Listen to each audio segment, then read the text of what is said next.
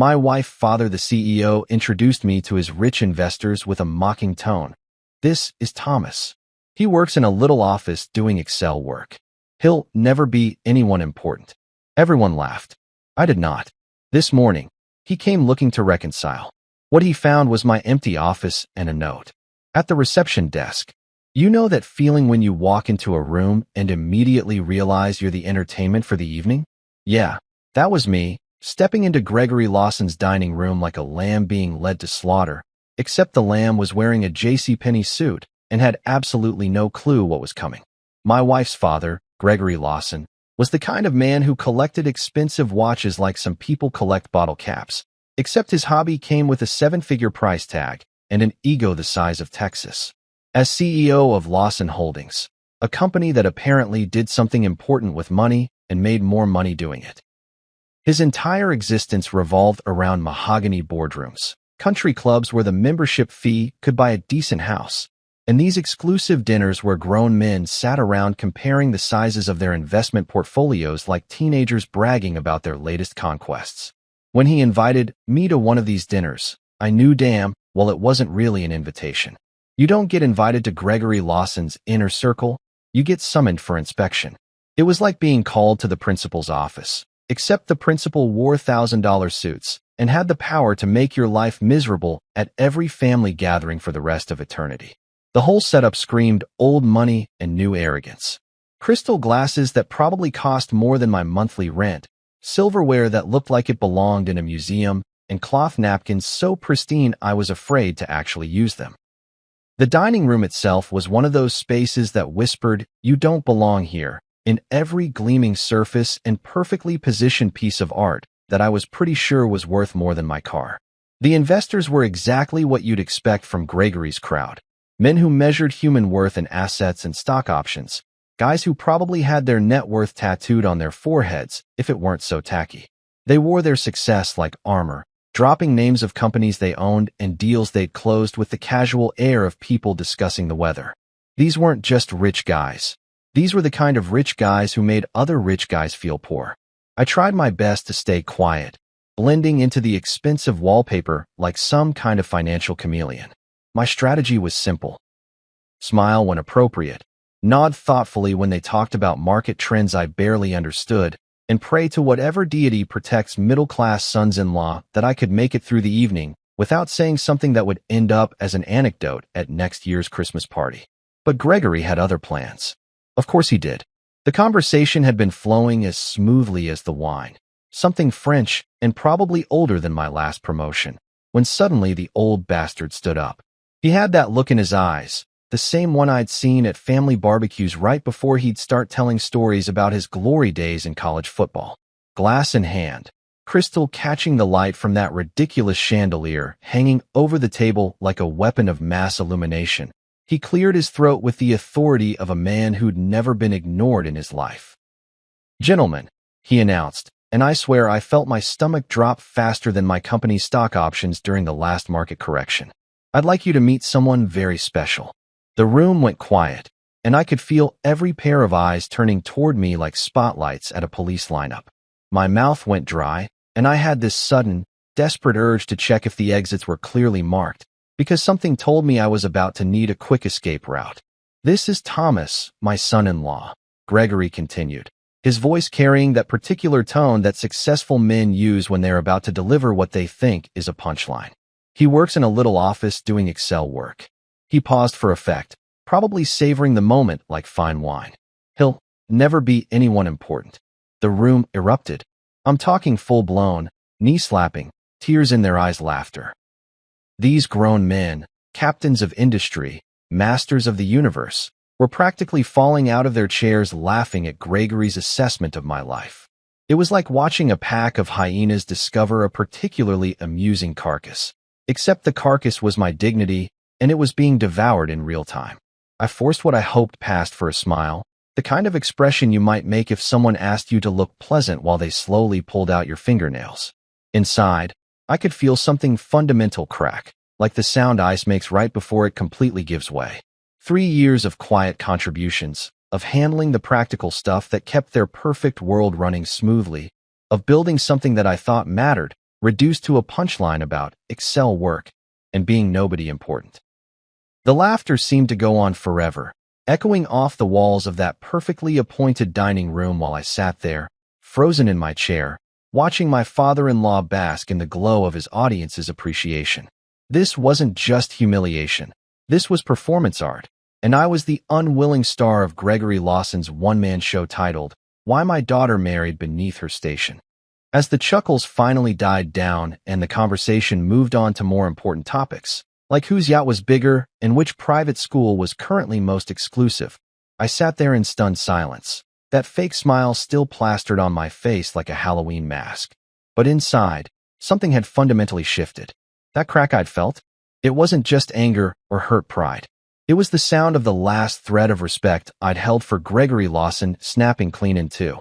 The rest of the evening passed in a blur of forced politeness and strategic silence. I nodded at appropriate moments, made the occasional non-committal sound when directly addressed, and counted the minutes until I could escape this monument to my own inadequacy. But the whole time, one thought kept running through my head like a broken record. Gregory Lawson had no idea what he'd just done. He thought he was putting me in my place, showing his important friends that he was the alpha dog in this particular pack. What he'd actually done was light a fuse that had been waiting 3 years to be ignited. Because here's the thing about quiet people who work in little offices doing Excel work. We notice everything. We remember everything. And when we finally decide we've had enough, we don't make a scene. We make a plan. The ride home from Gregory's mansion was quieter than a funeral procession, and about half as cheerful. Clara sat in the passenger seat of my Honda Civic. Yeah, that's right. We took my car to her father's dinner party because her BMW was making that noise again, scrolling through her phone like nothing had happened. Like her father hadn't just served up my dignity as the evening's appetizer to a room full of his wealthy cronies. I kept waiting for her to say something. Anything. Maybe an apology, or at least an acknowledgement that what had just happened was completely screwed up. Instead, she was liking Instagram posts and responding to text messages with the kind of casual indifference that made my jaw clench tighter with every passing mile.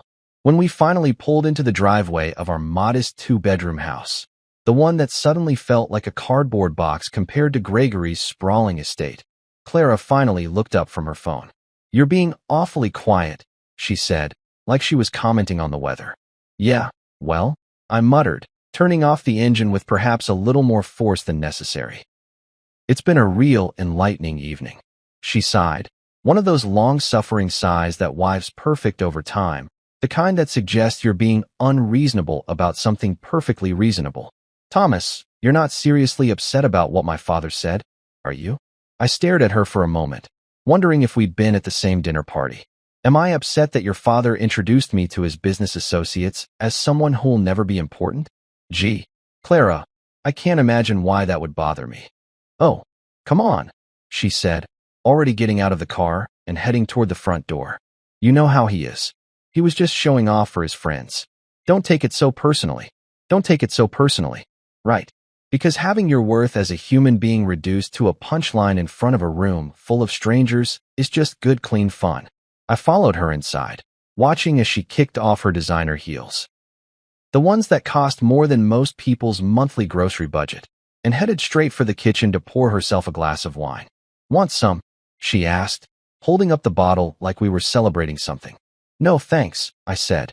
"I'm trying to cut back on drowning my sorrows." She rolled her eyes. "You're being dramatic." Dramatic. That was rich, coming from someone whose idea of a crisis was running out of her favorite face cream. But I didn't say that. Instead, I stood there in our living room, still wearing that damn JCPenney suit that had felt so inadequate all evening, and tried to process what had just happened. Clara settled onto the couch with her wine, patting the cushion next to her like she was calling a dog. "Come sit with me. Let's watch something mindless and forget about tonight." "Easy for you to say," I said, loosening my tie with hands that were still shaking slightly from anger. "You didn't just get publicly humiliated by your own family." "He's not your family, he's mine," she corrected, as if that somehow made it better. "And you're overreacting. My father was just being, well, my father. You knew what you were getting into when you married me." And there it was. The truth wrapped up in a neat little bow. I had known what I was getting into, hadn't I? 3 years of marriage, and Gregory had never once treated me like anything more than a necessary inconvenience. The guy Clara happened to bring home who wasn't quite rich enough, wasn't quite successful enough, wasn't quite anything enough to deserve his daughter. But here's the thing about knowing something intellectually and having it shoved in your face in front of a room full of strangers. It hits different. It hits harder. It leaves marks. You know what, Clara? I said, heading toward the bedroom to get out of that suit that suddenly felt like a costume from a play I never auditioned for. Maybe I will sleep on the couch tonight. Don't be ridiculous, she called after me. You're acting like a child.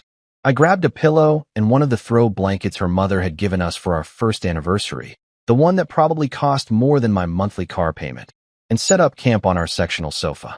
It wasn't the most comfortable sleeping arrangement, but somehow it felt appropriate.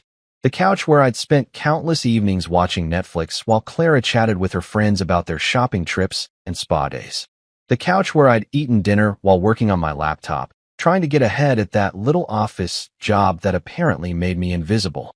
Clara appeared in the doorway wearing her silk pajamas, arms crossed, looking like a disappointed parent. This is silly, Thomas. Come to bed. I'm good here, I said, not looking at her. Wouldn't want to contaminate the sheets with my mediocrity. Now you're just being mean. Mean, right? Because spending an entire evening listening to her father treat me like hired help was the height of kindness. I stared up at the ceiling, counting the little imperfections in the paint job that I'd never noticed before. Funny how you start seeing things differently when your world gets turned upside down. Clara, I said quietly, still not looking at her. In 3 years of marriage, have you ever once asked me what I actually do at work? There was a pause. A long one. The kind that tells you everything you need to know. You work with spreadsheets, she said finally. Data analysis or something. Or something, I repeated. Yeah, that about sums it up. She stood there for another minute, maybe waiting for me to apologize or come to my senses. When neither of those things happened, she made another one of those sighs and disappeared back into the bedroom. I heard the door close with a soft click that somehow sounded final. And there I was, lying on my own couch in my own house, staring at my own ceiling, feeling like a stranger in my own life. The anger was still there, burning in my chest like heartburn from a bad meal. But underneath, it was something else. Something that felt like clarity. For 3 years, I had been the supporting actor in Clara's life story. The reliable, boring husband who paid half the bills and didn't cause any drama at family gatherings. I had convinced myself that love meant making yourself smaller so the other person could shine brighter. I had accepted Gregory's dismissive comments and Clara's casual indifference because I thought that was what commitment looked like. But lying there in the dark, listening to the house settle around me and the distant sound of Clara getting ready for bed like nothing had changed, I realized something important. I had been living my life like an apology. Like I owed the world an explanation for taking up space. Well, screw that. By the time dawn started creeping through the blinds, painting everything in that gray half-light that makes the world look like a black and white photograph, I had made a decision. Gregory thought I was small, insignificant, destined to remain nobody important. He was about to learn just how wrong he was. You know that moment when you've been slowly drowning for so long that you don't realize you're underwater until someone finally throws you a life preserver? Well, my life preserver came in the form of complete and total rage, and let me tell you, it was exactly the wake-up call I needed. I didn't sleep a damn wink on that couch. Not 1 minute. I spent the entire night staring at the ceiling like it held the answers to life's greatest mysteries, when really all it had were water stains from that time our upstairs neighbor's toilet overflowed, and we had to deal with insurance adjusters who acted like soggy drywall was somehow our fault. But lying there in the dark, listening to Clara sleep peacefully in our bedroom like she hadn't just watched her father publicly execute my dignity, something crystallized in my mind with the kind of clarity that only comes at 3 in the morning when you're questioning every life choice you've ever made. I was done. Not just angry done or temporarily pissed off done, but fundamentally, permanently, existentially done with this bullshit circus that had somehow become my life. When the first light of dawn started creeping through our blinds, the cheap ones from Home Depot that Clara always complained about because they weren't stylish enough, I got up from that couch with the kind of purpose I hadn't felt in 3 years. My back was killing me. My neck had a crick in it that would probably require physical therapy, but my mind was clearer than it had been since the day I said, "I do," to a woman who apparently thought, "I do" meant, "I'll settle for mediocre." Clara was still asleep when I quietly gathered my things. Not everything, mind you. I wasn't planning a permanent escape just yet. But I packed a bag with enough clothes for a few days, my laptop, my phone charger, and that lucky pin I'd gotten when I landed my first real job out of college. You know, back when I still believed that hard work and competence actually mattered to people who weren't paying your salary. I moved through the house like a ghost, careful not to wake the princess who had made it crystal clear that my feelings were less important than her father's ego. It was funny, in that not really funny at all kind of way, how much stuff in that house was actually mine. The coffee maker that Clara never used because she preferred her overpriced lattes. The bookshelf full of novels and business books that she'd never touched because reading was boring. The tools in the garage that had fixed everything from leaky faucets to squeaky doors while she complained about having to call repair people who would charge us a fortune to do things I could handle myself. But I wasn't taking any of that. Not yet. This wasn't about dividing assets or making some grand dramatic statement. This was about getting some space to think without having to look at Clara's face and remember how casually she had dismissed my humiliation. I left a note on the kitchen counter, right next to the fancy espresso machine that Gregory had given us for our second anniversary. The one that cost more than my first car and made coffee that tasted exactly like the stuff from the break room at work. The note was short and to the point. I need time to think. No explanations, no apologies, no promises about when I'd be back. Just the facts, delivered with the kind of emotional detachment that I was pretty sure would drive Clara absolutely insane. Good. Let her wonder for a change. The drive to my younger brother Adrian's apartment took me through parts of town that Gregory Lawson had probably never seen, neighborhoods where people worked with their hands and didn't apologize for it. Adrian lived in one of those complexes that looked like it had been built sometime in the 80s and hadn't been updated since, complete with a parking lot full of pickup trucks, motorcycles, and cars that had personality instead of price tags. Adrian opened his door wearing boxers and a t-shirt that advertised a brewery that had gone out of business 5 years ago, his hair sticking up in about 12 different directions. He took one look at my face, then at the bag in my hand, and stepped aside without saying a word. That's the thing about Adrian. He might not have gone to college or wear suits to work, but the guy could read a situation faster than most people with MBA degrees. "Coffee?" he asked, padding toward the kitchen in bare feet. "God, yes," I said, dropping my bag by the door and looking around his living room. It wasn't much, secondhand furniture, a TV that was definitely not smart, walls covered with posters of bands I'd never heard of and motorcycles he'd never owned. But it felt real in a way that my own house hadn't in a long time. No designer throw pillows, no carefully curated art pieces that cost more than most people's monthly rent. Just a place where a guy could exist without having to justify his existence to anyone else.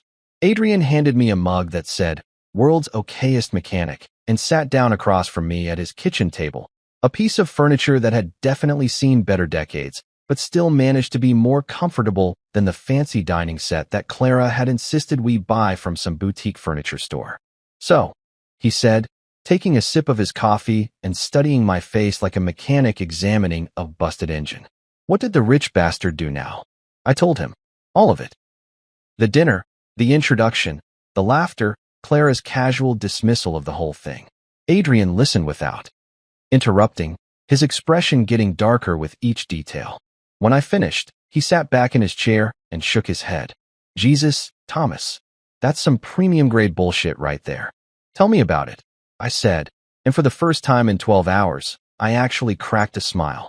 "Stay as long as you need," Adrian said, and the simple kindness in those words almost broke me.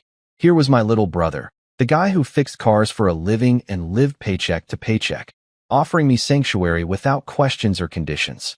Meanwhile, my wife of 3 years couldn't even muster up a decent apology for her father's behavior. "Gregory thinks I'm small," I said, staring into my coffee mug like it contained the secrets of the universe. Adrian snorted. "Gregory thinks anyone who doesn't drive a BMW and vacation in the Hamptons is small. That says more about him than it does about you." He was right, of course. But sitting there in Adrian's humble kitchen, drinking coffee that came from a can instead of some artisanal roastery, I realized something important. Gregory Lawson was about to learn that small people can cast very long shadows when they finally decide to stand up. The first few days at Adrian's place were like stepping into an alternate universe where nobody gave a shit about thread counts, wine pairings, or whether your car was this year's model. It was weird as hell, and I'm not gonna lie, it was exactly what I needed. Adrian went to work every morning at 7 sharp, came home covered in grease and motor oil, cracked open a beer, and asked me how my day went like my answer actually mattered. Revolutionary concept, right? I spent most of those first few days walking around his neighborhood, which was about as far from Gregory's gated community as you could get without leaving the state entirely. Kids rode bikes with playing cards clothespin to the spokes, making that clicking sound that took me back to when life was simple and the biggest decision you had to make was whether to have cereal or Pop-Tarts for breakfast.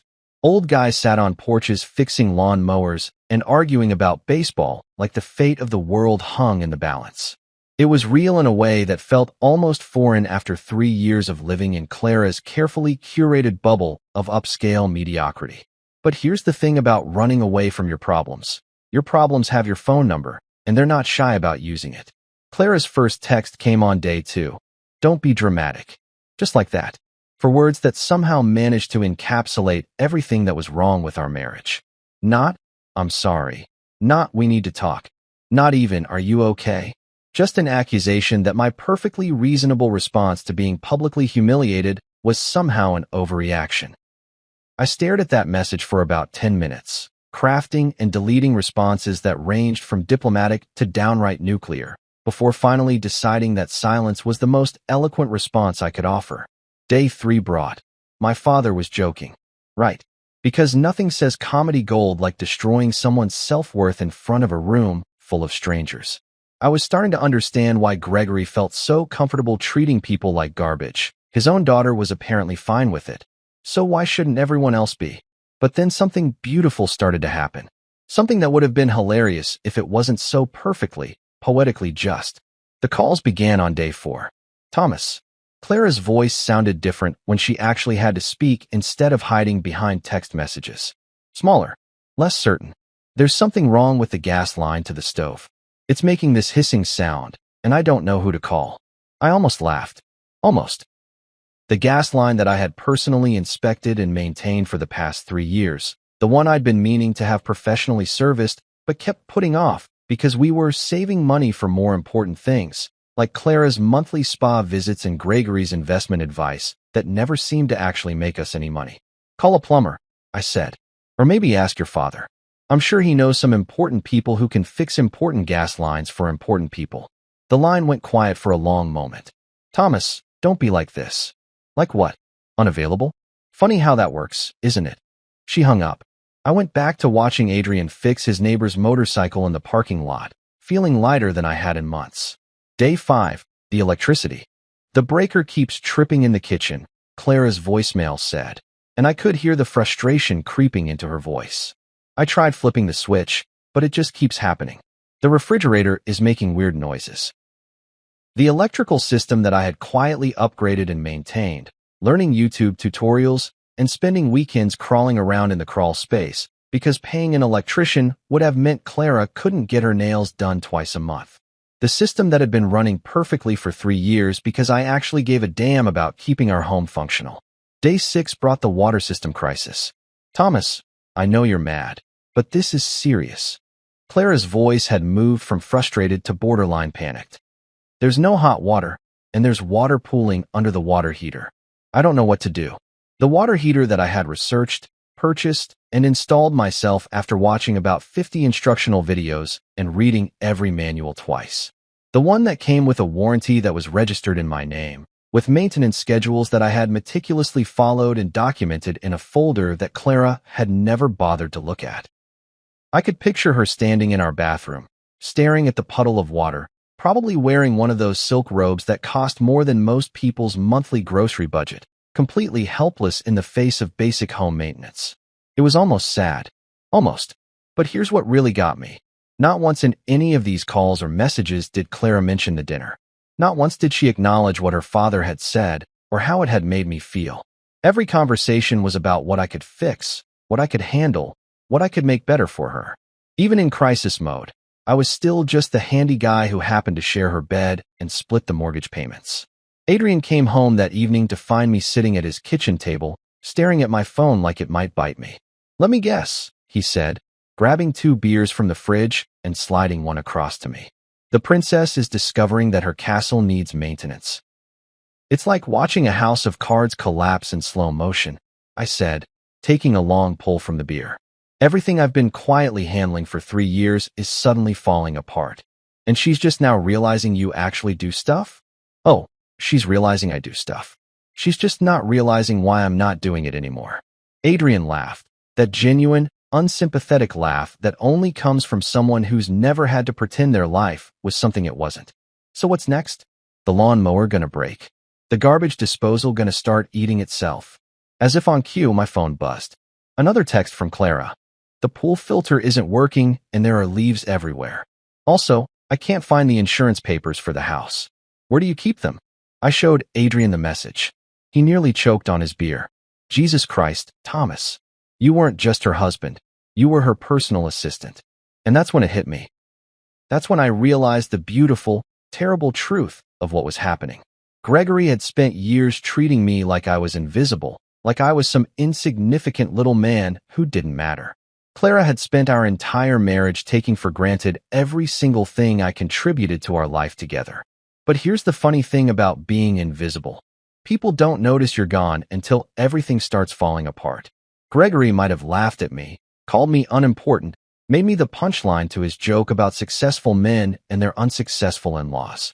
But his empire at home, his daughter's perfect life, her smoothly running household, her comfortable existence, all of that was running on my invisible shoulders. And now those shoulders were somewhere else, holding up someone else's world. Someone who actually appreciated what they were carrying.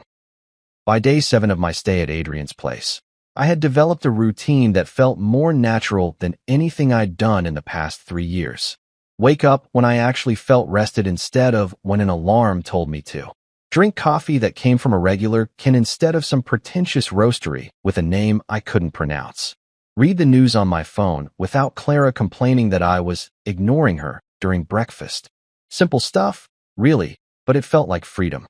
Adrian and I had settled into this weird rhythm where he'd come home from the shop covered in automotive evidence of an honest day's work, and I'd be sitting at his kitchen table with my laptop, handling the remote work that my little office job actually allowed me to do from anywhere with decent Wi-Fi. Funny how Gregory had never bothered to ask about that particular perk of my supposedly insignificant career. We'd eat dinner. Usually something that came from a box or a can and didn't require a sommelier to properly appreciate, and talk about everything except the elephant in the room, which was fine by me. I wasn't ready for deep conversations about my marriage or my life choices or whatever self-help bullshit Clara was probably reading about how to fix difficult husbands. But Adrian had always been smarter than people gave him credit for. Just because he worked with his hands instead of spreadsheets didn't mean he couldn't read people like instruction manuals. And on that 7th evening, while we were eating pizza that had absolutely zero artisanal ingredients and probably came from a place that didn't even pretend to be organic, he finally said the words that cut deeper than Gregory's public humiliation ever could. "So," he said, taking a bite of pizza that dripped grease onto his paper plate in a way that would have given Clara a minor coronary, "I've got a question for you." "Shoot," I said, grateful for any conversation that didn't involve my phone buzzing with increasingly desperate messages about broken appliances and mysterious household malfunctions. "Has Clara or her father ever once asked you what you actually do at your job?" I stopped mid-chew, just completely froze with a piece of pepperoni pizza halfway to my mouth, because that question hit me like a sledgehammer to the solar plexus. Not because I didn't know the answer, but because I knew it immediately, completely, and with the kind of crystal clarity that makes you realize you've been lying to yourself for longer than you care to admit. I started, then stopped. Tried again. "They know I work with data analysis, and—" "That's not what I asked," Adrian interrupted, and his voice was gentler than I expected. "I asked if they've ever actually asked you what you do. Like, shown curiosity about your work. Wanted to know about your projects, your responsibilities, your successes. Any of it." I set down my pizza and really thought about it. 3 years of marriage. Countless family dinners. Holiday gatherings where Gregory held court and everyone pretended his war stories from the business world were fascinating. All those times Clara had asked me about my day, which I had interpreted as genuine interest, but now realized were probably just polite conversation fillers, the conversational equivalent of asking about the weather. The answer was so obvious it was painful. No, never. Adrian nodded like he'd already known what I was going to say. Right? So they don't actually know what you do, what you're good at, or what you contribute at work. They just know it doesn't sound impressive enough for Gregory's taste. Jesus, I muttered, running my hands through my hair. How did I not see that? Because you were too busy trying to prove yourself to people who had already decided you weren't worth understanding, Adrian said, and there wasn't any judgment in his voice. Just facts, delivered with the kind of straightforward honesty that only comes from people who don't have time for bullshit. It's easier to dismiss someone when you don't actually know what they're capable of. He was right, and I hated how right he was. Gregory had spent 3 years making jokes about my Excel work, without ever asking what kind of analysis I did, what systems I managed, or what problems I solved. Clara had spent our entire marriage nodding politely when I mentioned work challenges or successes, but I couldn't remember a single time she'd asked follow-up questions or shown genuine interest in the details of my professional life. To them, I was just the guy who worked in an office and wasn't rich enough to matter. They had never bothered to learn about the projects I led, the certifications I'd earned on my own time, or the money I'd saved my company through process improvements and data optimization. They didn't know about the presentations I'd given to executives, the training programs I'd developed, or the recognition I'd received from people who actually understood what I did for a living. You know what's really screwed up? I said, staring at my half-eaten pizza like it held the answers to life's great mysteries. I've been apologizing for my job for 3 years. Making it sound less important than it actually is because I thought that would make them more comfortable. Why the hell would you do that? Because. I stopped, trying to find words for something I'd never really articulated before. Because Gregory made me feel like what I did wasn't impressive enough. So instead of defending it or explaining why it mattered, I just started downplaying it, making myself smaller so he wouldn't have as much to criticize. Adrian leaned back in his chair, shaking his head with the kind of expression he usually reserved for customers who brought him cars they'd tried to fix themselves with YouTube videos and prayer. Thomas, that's the dumbest thing I've ever heard you say. And I once heard you try to explain why Clara needed a $50 face cream. Despite everything, I laughed. Actually laughed, for the first time since that disaster of a dinner party. It was supposedly made with rare minerals or some shit, right? And you believed that because you wanted to make her happy, even though you knew it was ridiculous. Adrian grabbed another slice of pizza and pointed it at me like a greasy finger of truth. Just like you believed Gregory when he made you feel like your work didn't matter, even though you probably knew better. The worst part was that he was absolutely right. Somewhere along the way, I had started seeing myself through Gregory's eyes instead of my own. I had let his definition of success become my definition of failure. I had accepted his assessment of my worth without ever considering that maybe, just maybe, Gregory Lawson didn't know what the hell he was talking about. You know what kills me? I said, feeling something like anger starting to build in my chest again. My company values what I do. My boss respects my opinions. I get emails from other departments asking for my input on projects. But I never told Clara any of that because I thought it would sound like bragging. Bragging about being good at your job, Adrian said flatly. Yeah, that's definitely something you should hide from your wife. When you put it like that, it sounds insane. Brother, it is insane. You've been living like you owe the world an apology for existing. Adrian finished his beer and stood up to get another one. But here's the thing. The outside world already knows you're valuable. You just stopped believing it yourself. And that was the moment everything clicked into place. Not just the anger or the hurt pride, but the fundamental realization that I had been living my life according to someone else's scorecard. Gregory's scorecard. A scorecard where the only things that mattered were titles and bank accounts and country club memberships. But there were other scorecards out there. Scorecards where competence mattered more than connections, where solving problems mattered more than playing politics, where being a decent human being mattered more than driving the right car or living in the right neighborhood. I had just forgotten that those other scorecards existed. Adrian's kitchen table had become my unofficial office, and let me tell you, it was a hell of a lot more productive than the fancy home office Clara had insisted we set up in our guest bedroom. You know, the one with the expensive ergonomic chair that looked great in Instagram photos, but was about as comfortable as sitting on a medieval torture device. Here at Adrian's place, I was getting more work done on a wobbly table from the 90s than I had in months of trying to concentrate, while Clara complained about everything from the neighbor's dog barking to the landscaping crew showing up too early. It was day 9 of my exile from suburban paradise when I decided to do something I hadn't done in 3 years. I updated my LinkedIn profile. Not because I was actively job hunting, mind you, but because Adrian's little truth bomb about nobody knowing what I actually did for a living had gotten me thinking. Maybe it was time to stop hiding my light under a bushel, as my grandmother used to say. Maybe it was time to actually own what I was good at instead of apologizing for it. So I spent a couple hours crafting a profile that actually reflected what I did instead of what I thought sounded appropriately humble. I listed the projects I'd led, the systems I'd implemented, the money I'd saved my company through process improvements. I included the certifications I'd earned, the training programs I'd developed, and the cross-departmental initiatives I'd managed.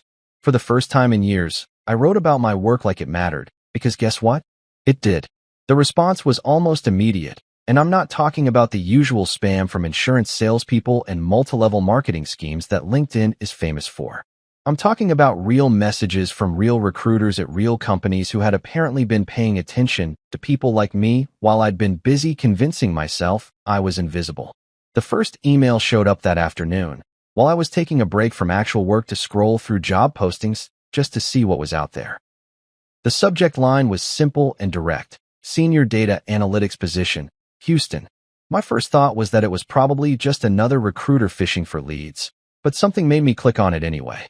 Dear Thomas, it began, which was already more personal than the usual copy-paste jobs I'd gotten used to.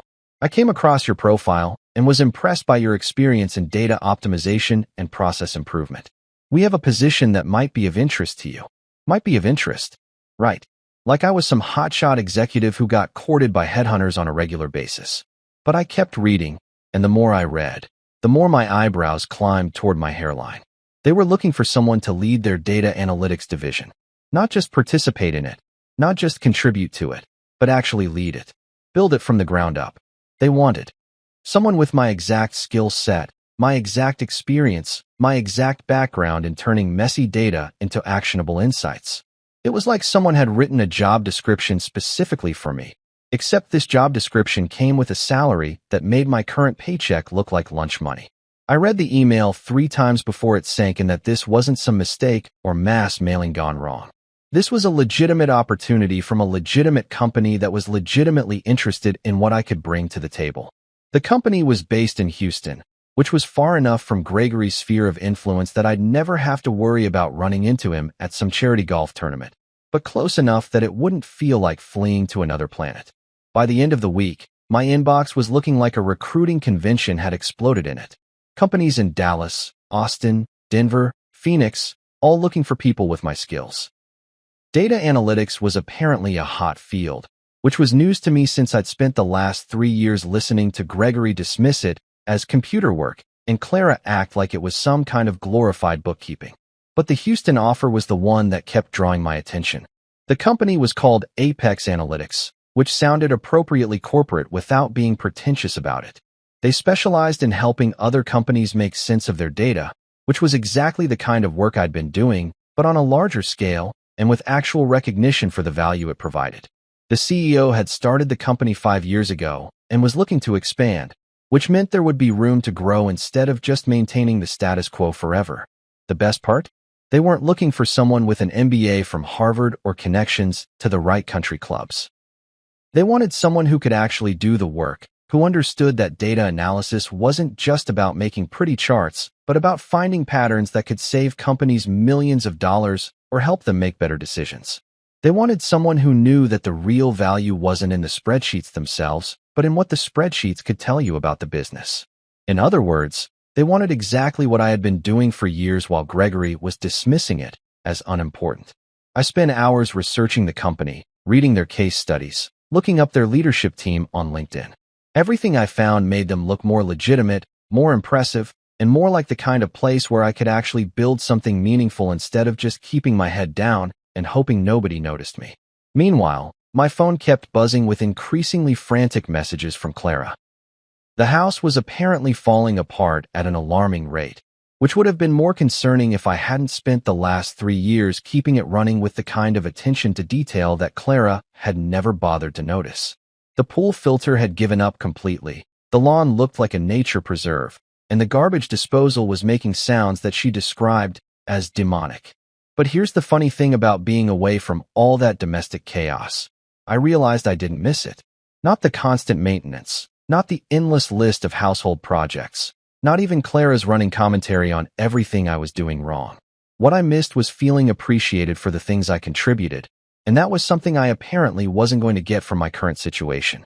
Gregory kept calling Clara's phone demanding to know when I'd get over it and come back to be his favorite punchline again. He still didn't understand that this wasn't about getting over anything. This was about realizing that I had options, that I had value, that I didn't have to accept being treated like the help just because I'd married into a family that confused wealth with worth. The Houston recruiter called on Friday afternoon while I was sitting on Adrian's couch, watching him fix yet another neighbor's car problem. Her name was Sarah. She had a Texas accent that made everything sound friendlier, and she talked about the position like it was an opportunity instead of a favor she was doing me. "We've been looking for someone with your background for months," she said. "Would you be interested in a phone interview next week?" I looked around Adrian's simple apartment, with its secondhand furniture and unpretentious atmosphere, then thought about Clara's house, with its designer everything and underlying dysfunction. I thought about Gregory's dismissive laughter and his assumption that I'd never amount to anything important. "Yeah," I said, and for the first time in weeks, I felt something that might have been excitement. I'd definitely be interested. After I hung up, Adrian looked over from the engine he was working on. "Good news." "Maybe," I said. "Houston." He grinned, wiping grease off his hands with a rag that had seen better decades. "About damn time someone noticed you know what you're doing." The phone interview with Apex Analytics was scheduled for Tuesday morning at 10, which gave me exactly enough time to panic about it for 3 days straight. Not because I wasn't qualified. Adrian's pep talk had finally convinced me that I actually knew what I was doing, but because it had been so long since anyone had treated my professional opinions like they mattered that I'd almost forgotten how to talk about my work without apologizing for it. I spent Monday night at Adrian's kitchen table, surrounded by printouts of the company's website, notes about their client base, and a legal pad covered in talking points that I'd written and rewritten until they looked like hieroglyphics. Adrian came home from the shop, took one look at my preparation spread, and shook his head. "Jesus, Thomas, you look like you're studying for the bar exam. It's a job interview, not a dissertation defense." "I know, I gestured at the papers scattered across the table. "I haven't done this in a while. What if I sound like an idiot? What if they realize they made a mistake reaching out to me?" Adrian grabbed a beer from the fridge and sat down across from me, pushing aside my notes like they were yesterday's newspaper. "Let me ask you something. When you fixed Mrs. Henderson's computer last month, did you apologize for knowing how to do it?" Mrs. Henderson was Adrian's 80-year-old neighbor who'd been convinced that her laptop had been hacked by Russians, when really she'd just downloaded about 50 toolbars and turned her browser into digital sludge. I'd spent 20 minutes cleaning it up while she made me cookies and told me I was a computer genius. "No, but that's different." "How is it different?" "You had a problem, you knew how to solve it, you solved it. Nobody questioned whether you were qualified to remove malware. You just did the work." He took a swig of his beer and pointed at my laptop. "This is the same thing, except instead of Mrs. Henderson's cookies, you get a salary that doesn't make you wince when you look at it." He had a point.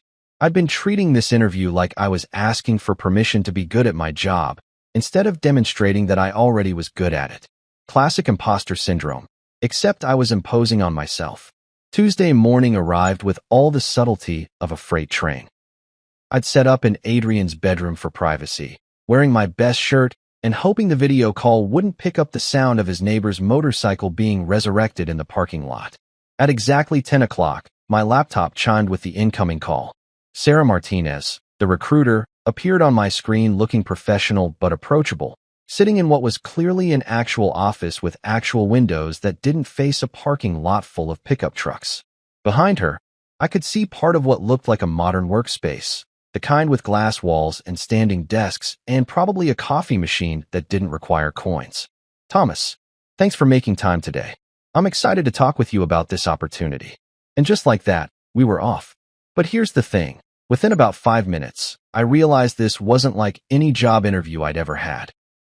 Sarah wasn't trying to trip me up with hypothetical scenarios or asking me to solve puzzles that had nothing to do with the actual work. She was asking me to talk about projects I'd completed, problems I'd solved, systems I'd improved. She wanted to know about the time I'd identified a data processing bottleneck that was costing my current company thousands of dollars per month and how I'd fixed it. She was genuinely interested in the process improvement program I'd developed that had reduced report generation time by 60%. For the first time in 3 years, someone was asking me to explain my work like it was actually impressive instead of just Excel stuff.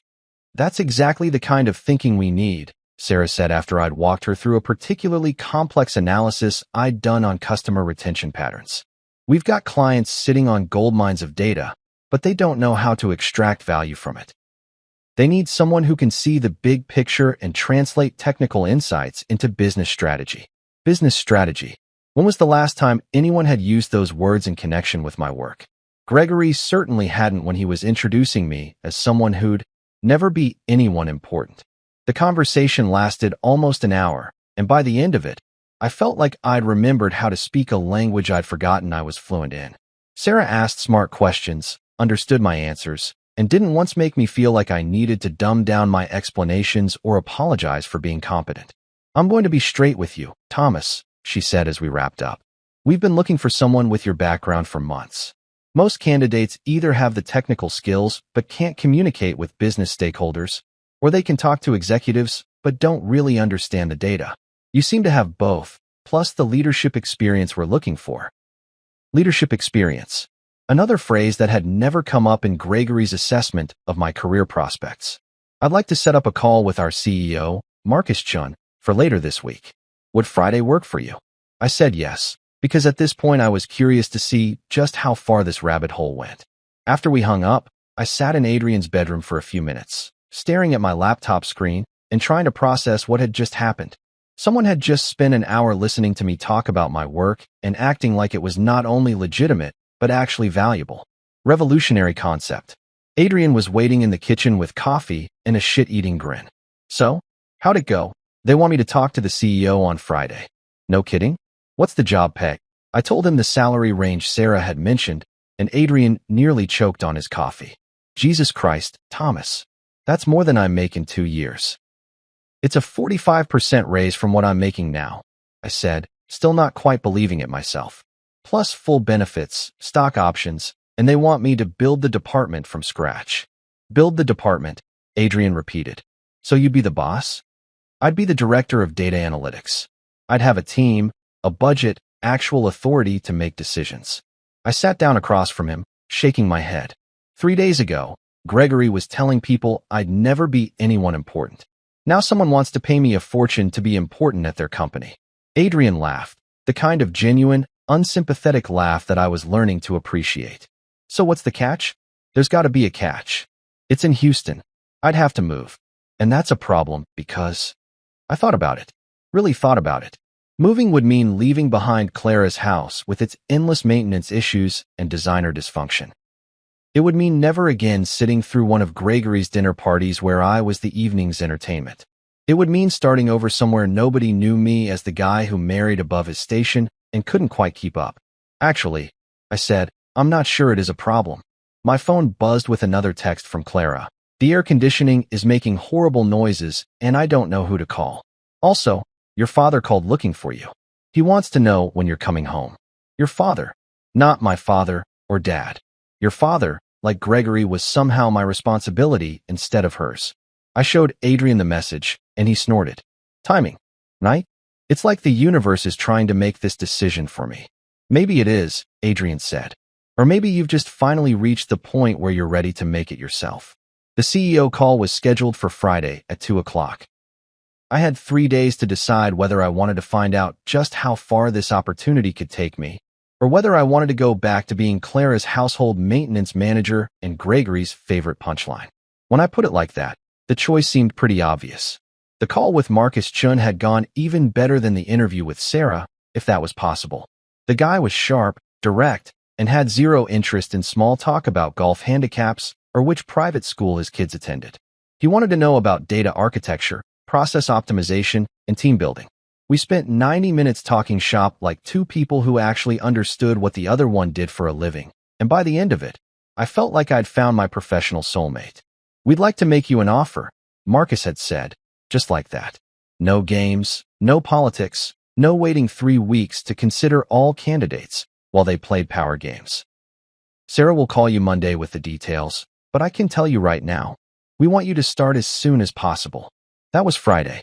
By Sunday morning, I knew I was taking the job even before I heard the official offer. It wasn't just about the money, although the 45% raise didn't hurt. It was about working with people who valued what I brought to the table instead of treating it like an inconvenience they had to tolerate. Which brought me to the task I'd been dreading, going back to Clara's house to get my stuff.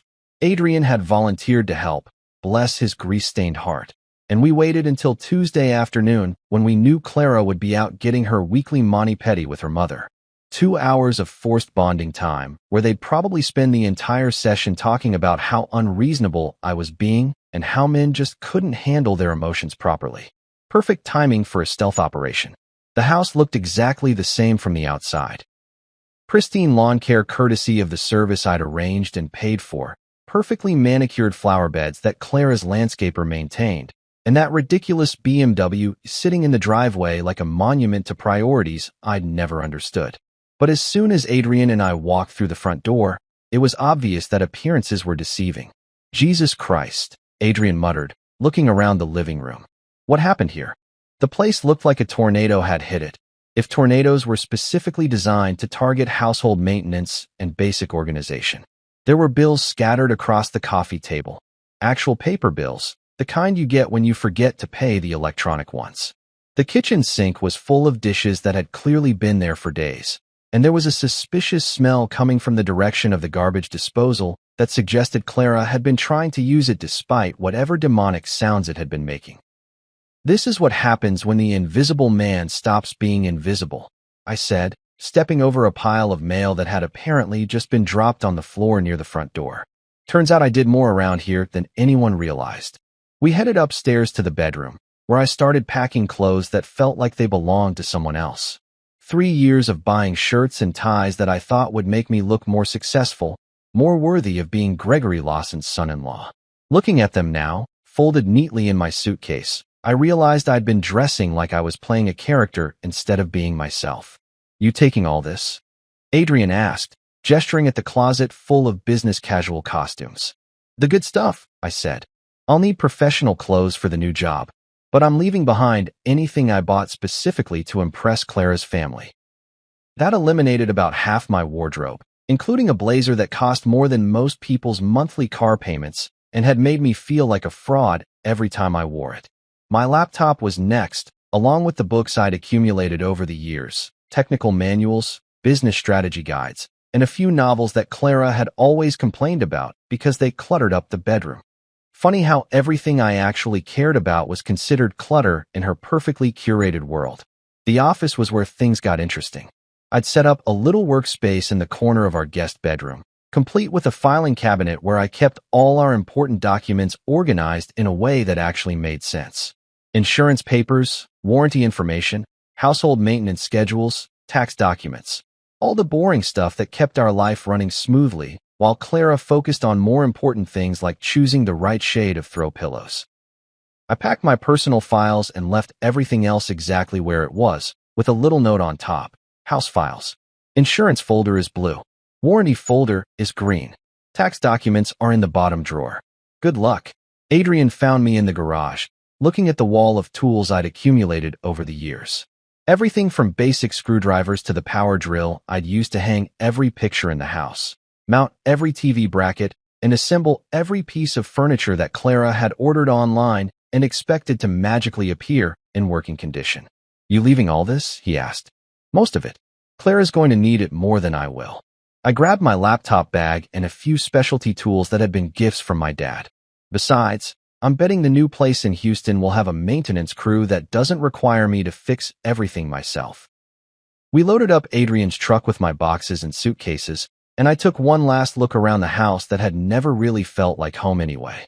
The place where I'd spent 3 years trying to be someone else, trying to fit into a world that had never actually wanted me to fit. Before we left, I stopped by my old office building. It was a Tuesday afternoon, so the place was humming with the kind of productive energy that I'd actually missed during my exile at Adrian's place. Marcus, the receptionist, looked up when I walked in, and his face lit up in a way that reminded me why I'd always liked this job, even when my home life was making me miserable. Thomas. Hey, man, we've been wondering where you disappeared to. Taking some vacation time. Something like that, I said, pulling out an envelope I'd prepared that morning. Listen, I need you to do me a favor. If Gregory Lawson comes looking for me, tall guy, expensive suit, acts like he owns the place, give him this. Marcus raised an eyebrow but took the envelope without question. He'd been the receptionist here long enough to see all kinds of workplace drama, and he had a policy of not asking questions that weren't his business. I handed him a $100 bill along with the envelope. What's this for? He asked. Call it a tip for excellent customer service, I said. And Marcus? When Gregory reads that note, pay attention to his reaction.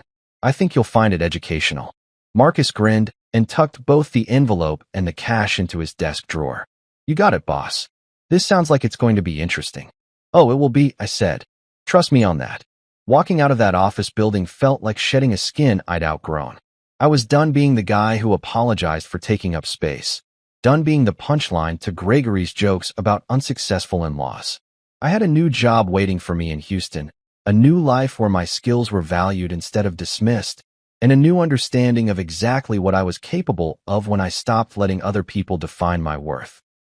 Adrian was waiting in the truck, engine running, ready to help me load the last of my old life into boxes and drive toward whatever came next. So, he said as I climbed into the passenger seat, you really think this Gregory guy is going to come looking for you? I thought about the note I'd sealed in that envelope, the words I'd chosen carefully to deliver maximum impact with minimum explanation. Oh, he'll come looking, I said. And when he does, he's going to get a very educational surprise about just how unimportant I really am. I was 3 hours into my drive to Houston, somewhere between the endless strip malls of suburban Dallas and the kind of open highway that makes you believe in fresh starts, when my phone started buzzing like an angry wasp trapped in a jar. I'd pulled over at one of those gas stations that doubles as a truck stop and triples as a monument to American excess. The kind of place where you can buy beef jerky, lottery tickets, and a Confederate flag, all from the same impulse buy rack. The caller ID showed Marcus from my old office, and I have to admit, my heart rate picked up a little.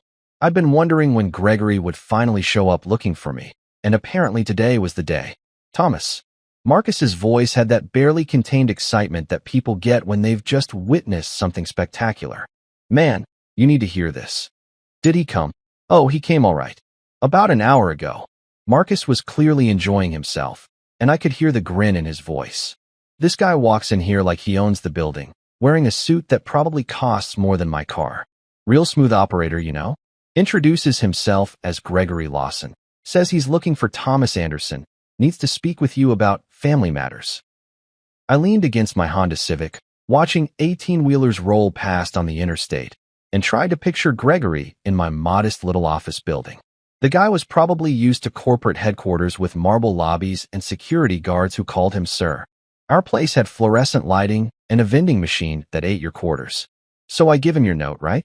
He takes it like he's expecting some kind of apology letter or maybe a resignation notice. Opens it up real casual, like he's checking his mail. And, dude, Marcus paused for dramatic effect, and I could practically hear him savoring the memory. His face went through about 6 different colors. Started out normal, then went kind of pale, then red, then this weird gray color like he was about to throw up. He read it once, then read it again, then just stood there staring at the paper like it was written in a foreign language. I had to laugh. I'd spent a lot of time crafting that note, choosing each word carefully to deliver maximum impact with surgical precision. It wasn't long, just a few sentences, but sometimes the shortest messages hit the hardest. Then what happened? Then he looks up at me and asks, I shit you not. He asks if you'd mentioned anything about coming back. Not when you'd be back, not if you were okay, but if you'd mentioned coming back at all. Like he was suddenly realizing this might not be some temporary tantrum. That was exactly what I'd been hoping for. Gregory had spent so many years thinking of me as a minor inconvenience that he'd never considered the possibility I might actually leave permanently. In his world, people like me didn't have options. We were supposed to be grateful for whatever scraps of respect we could get from our betters. What did you tell him? I told him the truth, that you'd cleaned out your stuff and hadn't said anything about plans to return. That seemed to shake him up even more. He asked me if I knew where you'd gone, and when I said I didn't, he actually looked, I don't know, worried. Like this was not going according to whatever plan he had in his head. Marcus was right. Gregory had probably expected me to sulk for a few days, maybe a week, then come crawling back with my tail between my legs and a proper apology for being so dramatic about his little dinner party joke. The idea that I might actually have walked away for good had clearly never occurred to him. But here's the best part, Marcus continued, and I could tell he was saving the good stuff for last. Right before he left, he turned around and asked me, and I quote, was Thomas actually good at his job here? Like he just realized he had no idea what you did or how well you did it. What did you tell him? I told him you were the best analyst we'd had in 5 years, that other departments were always asking to borrow you for projects, and that management had been talking about promoting you before you disappeared. His face got that gray color again. Perfect. Absolutely perfect. Gregory had spent 3 years dismissing my work as Excel stuff, without ever bothering to find out what I actually contributed. Now he was discovering that his assessment might have been slightly off the mark. Then he left without saying another word. Marcus finished. Just walked out looking like someone had told him his stock portfolio had crashed. What the hell did you write in that note, man? I looked out at the highway stretching toward Houston, toward my new life and my new job, where people actually valued what I brought to the table. Nothing complicated. Just the truth. Come on, you gotta tell me. I've been dying to know since you handed me that envelope. I told him that I'd turned down 5 better job offers over the past 3 years for Clara's sake, I said. And that yesterday, I'd accepted the 6th.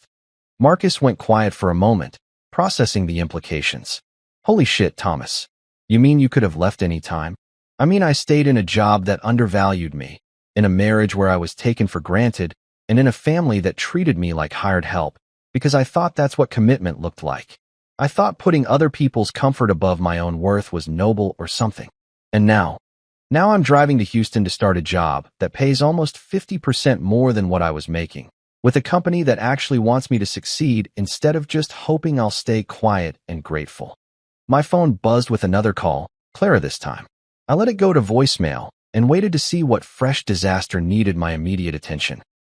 The message was longer than usual, and I could hear the panic creeping into her voice as she talked.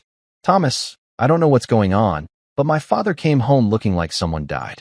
He's been asking questions about your job, about what you actually do there, and I didn't know what to tell him because honestly I never really. Look, we need to talk. There are things falling apart here that I can't handle, and now I find out you were getting job offers. Why didn't you tell us you were important at your work? Was this all some kind of test to see if we'd figure it out ourselves? Even in her panic, even in her moment of realization that maybe she'd been wrong about me, Clara still managed to make it about her. About what I'd failed to tell them. About how I'd somehow deceived them by not properly advertising my value. But there was something else in her voice too. Something that sounded almost like respect, mixed with the dawning understanding that the guy she'd been taking for granted might actually be worth taking seriously. Too little, too late. I deleted the voicemail and got back on the road to Houston. Behind me, Gregory was probably sitting in his mansion, staring at my note, and trying to figure out how the insignificant little man he'd publicly humiliated had managed to have options he'd never known about. Clara was probably standing in their increasingly chaotic house, finally understanding that all the practical magic that had kept their world running smoothly hadn't been magic at all. It had been me. And I was driving toward a future where none of that mattered anymore, where I'd be valued for what I could do instead of dismissed for what I wasn't. Houston became my fresh start in every way that mattered. The city was hot, sprawling, and completely indifferent to whatever social hierarchies had existed in my previous life. Nobody here gave a damn about Gregory Lawson or his dinner party opinions about who was important and who wasn't. My new boss, Ariana Chun, Marcus's daughter who'd taken over day-to-day operations while he focused on strategy, introduced me to the team on my first day as the man who's going to revolutionize our data systems. Not the guy who worked with spreadsheets, not someone who'd never amount to anything important, but the man who was going to make their company better at what they did. Nobody laughed. Nobody rolled their eyes. Nobody made jokes about Excel work. They listened when I talked about process improvements. They asked intelligent questions about my analysis methodologies. They treated my ideas like they had value because, apparently, they actually did have value. Revolutionary concept. A year later, Adrian came to visit my new apartment in downtown Houston. We sat on my balcony, drinking beer and watching the city lights twinkle like earthbound stars, and I realized I'd found something I hadn't even known I was looking for: respect. So, Adrian said, halfway through his second beer and wearing that shit-eating grin I'd learned to love, "Whatever happened to that note? Did you ever find out what you actually wrote?" I laughed, remembering that day at the gas station when Marcus had called to describe Gregory's reaction. "You really want to know? I've been dying to know for a year, you bastard." I pulled out my phone and scrolled through my notes until I found it. The exact wording I'd crafted so carefully that day, designed to deliver maximum impact with surgical precision. "Dear Gregory," I read aloud, "thank you for helping me realize my true worth at your dinner party. You were right that I'll never be anyone important in your world. Fortunately, other worlds exist. I've turned down 5 better job offers over the past 3 years to keep Clara happy. Yesterday, I accepted the 6th. Good luck with the Excel work. Thomas." Adrian nearly spit out his beer. That's it. That's what made him turn gray. "Sometimes the most devastating truths are the simplest ones," I said. Gregory spent 3 years convinced I was exactly what I appeared to be: a small man with a small job who should be grateful for whatever scraps of acceptance his family threw my way. The idea that I'd been choosing to stay, that I'd had options all along, that other people actually valued what he'd dismissed as worthless, that shattered his entire understanding of the situation. And Clara? I shrugged. Clara called a few times in those first months. Apologized for not knowing about my job offers. Said she'd had no idea I was important at work. Even in her apologies, she couldn't quite grasp that the problem wasn't her ignorance about my career. It was her complete lack of curiosity about who I actually was. The divorce papers had been finalized 6 months ago. Clara got the house, which was fair since she'd need all the maintenance headaches that came with it. I got my freedom, which turned out to be worth significantly more than any real estate. You ever think about what would have happened if Gregory hadn't pulled his little stunt that night? Adrian asked. I considered it, watching the Houston skyline stretch toward the horizon like a promise of possibilities. Honestly, I probably would have stayed. I would have kept making myself smaller, kept accepting less than I deserved, kept believing that quiet endurance was somehow noble. Gregory did me the biggest favor of my life when he decided to humiliate me in front of his friends. Funny how that works. Yeah, he tried to put me in my place, and instead he showed me I belonged in a completely different place. I raised my beer in a mock toast. To Gregory Lawson, the best career counselor I never paid for. Adrian laughed and clinked his bottle against mine. To getting exactly what you deserve. To living well, I corrected. Because that really is the best revenge. That night, standing on my balcony overlooking a city that had welcomed me without reservations, I understood something Gregory would never grasp. Success isn't about making other people feel small. It's about becoming so comfortable with your own worth that their opinions stop mattering entirely. The best revenge against people who underestimate you isn't proving them wrong. It's building a life so good that their approval becomes irrelevant. I'm traveling with my ex-lover. We'll share a bed in a private room. But trust me, nothing will happen. My wife texted me while she was with him. Then came back pregnant and demanded I take responsibility. But the court's ruling made her collapse. Look, I've been married to Clara for 5 years, which in marriage years is like 137, and in that time I've learned to read her faces. She's got the "I bought another pair of shoes" face, the "your mother called and I pretended we weren't home" face, and the absolute classic "I crashed your car, but it's technically not my fault face. But nothing, and I mean absolutely nothing in my extensive catalog of Clara's facial expressions, could have prepared me for the face she walked in with that Tuesday evening. She strolled into our living room with this weird mix of confidence and guilt, like she'd just been appointed as the CEO of Bad Decisions Incorporated and was about to announce their new product line. I was sitting on our couch, the one we'd fought about buying because she wanted the beige one that matches everything, and I wanted the gray one that doesn't show stains. And I was minding my own business, scrolling through my phone and pretending to care about whatever drama was unfolding in my group chat. She stood there for a moment, and I could feel her presence like when you know someone's watching you eat and you suddenly forget how to chew normally. I looked up, and that's when I saw it. The face.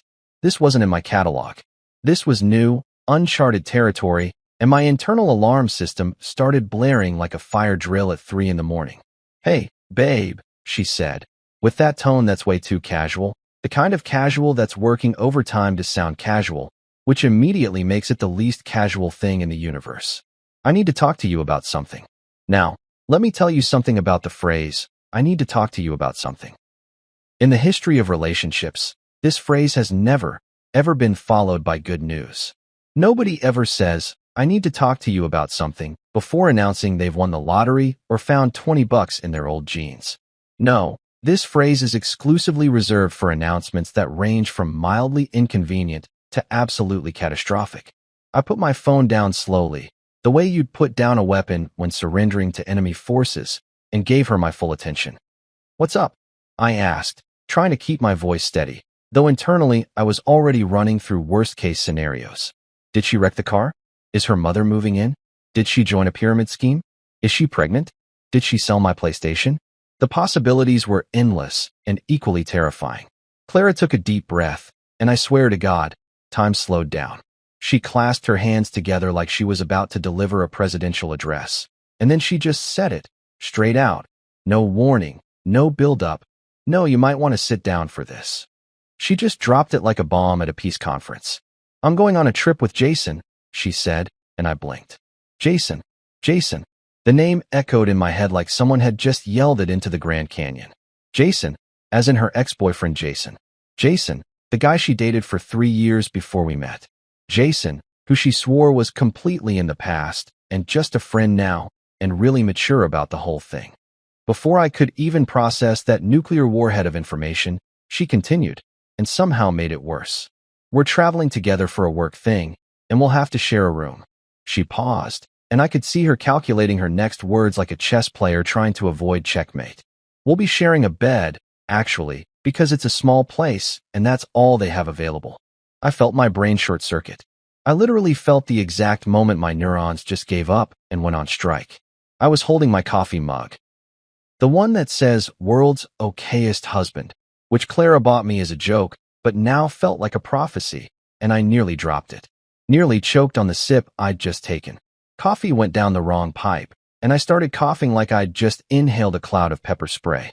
Clara rushed over and patted my back, which felt absurd considering she'd just told me she was planning to play house with her ex-boyfriend. But sure, let's worry about my respiratory system. When I finally stopped coughing and could breathe again, I looked at her with what I can only imagine was the expression of a man who'd just been told the sky was now purple and we all had to pretend that was normal. "I'm sorry, what?" I managed to croak out. She gave me this look, this practiced, rehearsed look that I recognized from every argument we'd ever had where she knew she was in the wrong, but was going to power through anyway. "It's just for work," she said, like that explained anything. "It's a conference, and Jason's company is partnering with mine, and we need to present together. It's only 3 days. Only 3 days. Only." As if the duration was the problem here, and not the fundamental concept of my wife sleeping in the same bed as her ex-boyfriend. "And before you freak out," she continued, holding up her hand like a traffic cop, "I want you to trust me. Nothing is going to happen. We're both adults, we're both professionals, and honestly, Jason's really not even my type anymore." I stared at her. Just stared. Because what do you even say to that? How do you respond when someone essentially asks you to trust them while simultaneously describing a scenario that's specifically designed to destroy trust? It's like asking someone to trust you while juggling chainsaws blindfolded. Sure, maybe you're skilled, maybe you're confident, but the setup itself is inherently problematic. Trust you, I repeated slowly, tasting the words like they were spoiled milk. You want me to trust you while you share a bed with Jason. Jason, who you dated for 3 years. Jason, who, according to your own stories, you were crazy about and almost married. That Jason. She nodded enthusiastically, like I was finally getting it, which showed exactly how much she wasn't getting it. Yes, exactly. See, you remember all that, which is exactly why you know it's completely over between us. We're different people now. He's changed. I couldn't help it. I laughed. Not a funny laugh, but one of those laughs that escapes when your brain can't process the absurdity anymore and just defaults to hysterical amusement. Changed, I said, shaking my head. He's changed. Into what exactly? A decent human being? Someone who understands boundaries? A monk? Clara's face tightened, and I could see her patience starting to fray, which was rich considering she was the one asking me to be okay with this insanity. You're being ridiculous, she said, crossing her arms. This is exactly why I hesitated to tell you. I knew you'd react like this. And there it was. The classic redirect. Somehow, me having a completely reasonable reaction to an unreasonable situation was now the problem. My wife was about to sleep in the same bed as her ex-boyfriend, but sure, I was the one being difficult. Clara, I said, setting my coffee mug down on the table with more force than necessary. If this is your idea of trust, I genuinely cannot wait to see your definition of betrayal. Does that involve actual infidelity? Or is that also just a work thing I should be cool about? She gave me that look then. That innocent, wide-eyed look that women have perfected over millennia. The one that's supposed to make you feel like you're the crazy one for questioning their obviously questionable decisions. It's the look that says, I'm just a simple girl making simple choices. Why are you complicating things? But I'd been married long enough to know that look was usually deployed right before they did something absolutely evil in the name of personal growth, or finding themselves, or some other therapy speak that basically meant, I'm about to do whatever I want and you're supposed to support it. Look, she said, her voice taking on that condescending patience that made my blood pressure spike. I came to you because I respect you and our marriage. I didn't have to tell you about the sleeping arrangements, but I did because I believe in transparency. Transparency. She wanted credit for transparency while describing a situation that was basically a paint-by-numbers guide to infidelity. Wow, I said, clapping slowly. Thank you so much for your transparency. Really, what an incredible gift. You could have just betrayed me quietly, but instead you're giving me a front-row seat to the disaster. How thoughtful. She rolled her eyes, actually rolled her eyes at me, like I was being dramatic. Nothing is going to happen, she insisted. We'll probably barely even talk. We'll be so exhausted from the conference that we'll just pass out. It's literally just a sleeping arrangement, not a romantic getaway. I leaned back on the couch and looked at her, really looked at her, and I realized something. She actually believed what she was saying. Or at least, she'd convinced herself she believed it. She'd rationalized this whole thing in her head until it made sense to her, until she was the reasonable one and I was the paranoid, insecure husband who didn't trust his wife. The cognitive dissonance was actually impressive in its completeness. You know what? I said finally, standing up. Sure, go ahead. Take your little trip with Jason. Share your little bed. Have your little work conference. Just do me one favor. She looked hopeful, like maybe I was coming around, like maybe reason was prevailing. What? She asked. Send me postcards, I said. One from each day? Make them nice and detailed. Greetings from the dumbest idea of the year. Wish you were here at the destruction of our marriage. Really capture the moment. Her face fell, and the hope drained out of her eyes like water from a burst pipe. You're being impossible, she said quietly. No, I corrected her. I'm being a husband who's watching his wife plan a sleepover with her ex and being told that's normal. There's a difference. She stood there for another moment, and I could see the wheels turning, see her trying to figure out if she should keep arguing or cut her losses. She chose the latter. Fine, she said, her voice cold now, all the fake sweetness gone. I tried to include you. I tried to be honest, and this is what I get. I'm going on this trip whether you like it or not. It's important for my career, and I'm not going to let your insecurity ruin this opportunity for me. And with that, she turned and walked toward our bedroom, leaving me standing there in the living room, still holding my world's okayest husband mug, wondering at what point exactly I'd fallen into an alternate universe where this was supposed to be acceptable. I sat back down on the couch, the beige one that matches everything apparently except my wife's decision-making skills, and stared at the wall. "Trust me," she'd said. "Trust me." Those two words echoed in my head like a bad song you can't stop humming. And somewhere, in the back of my mind, I knew this wasn't just about a trip. This was about everything. This was the moment where I either stood up for basic sanity and self-respect, or I became the kind of guy who waves goodbye as his wife shares a bed with her ex and calls it professional development. I picked up my phone and texted my buddy Frank. "Bro, you free? I need a drink and possibly a lawyer." He texted back immediately, "Always." "What happened?" I typed out my response.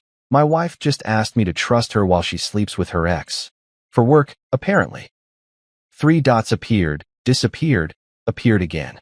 "Finally, I'm on my way. Order the strong stuff." I smiled grimly and set my phone down. Yeah, I thought.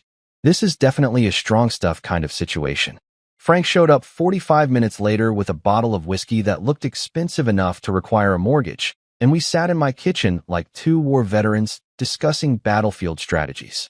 He listened to the whole story, occasionally shaking his head or muttering "no way" under his breath, and when I finished, he just looked at me and said, "Bro, that's not a wife. That's a walking disaster documentary." I laughed, but it was the kind of laugh that hurt coming out, the kind that's 90% pain and 10% disbelief. We killed about half that bottle while I ranted about trust and boundaries and basic human decency, and by the time Frank left around midnight, I was buzzed enough to think I could actually have a rational conversation with Clara about this whole mess. Spoiler alert, I could not. I walked into our bedroom where she was already in bed, scrolling through her phone like she hadn't just nuked our marriage earlier that evening. She looked up when I came in, and I could see her calculating whether to engage or pretend to be asleep. She chose engagement, which in retrospect was probably the worst option for both of us. "Are you done sulking?" she asked, not even looking up from her phone. "Sulking." She called my completely justified anger sulking, like I was a toddler upset about bedtime instead of a grown man watching his wife plan an overnight trip with her ex. "I'm not sulking," I said, trying to keep my voice even despite the whiskey and rage cocktail flowing through my system. "I'm trying to understand how we got to a place where you think this is okay." She sighed, that long-suffering sigh that women do when they think you're being deliberately obtuse, and finally put her phone down. "We're having this conversation again?" she asked.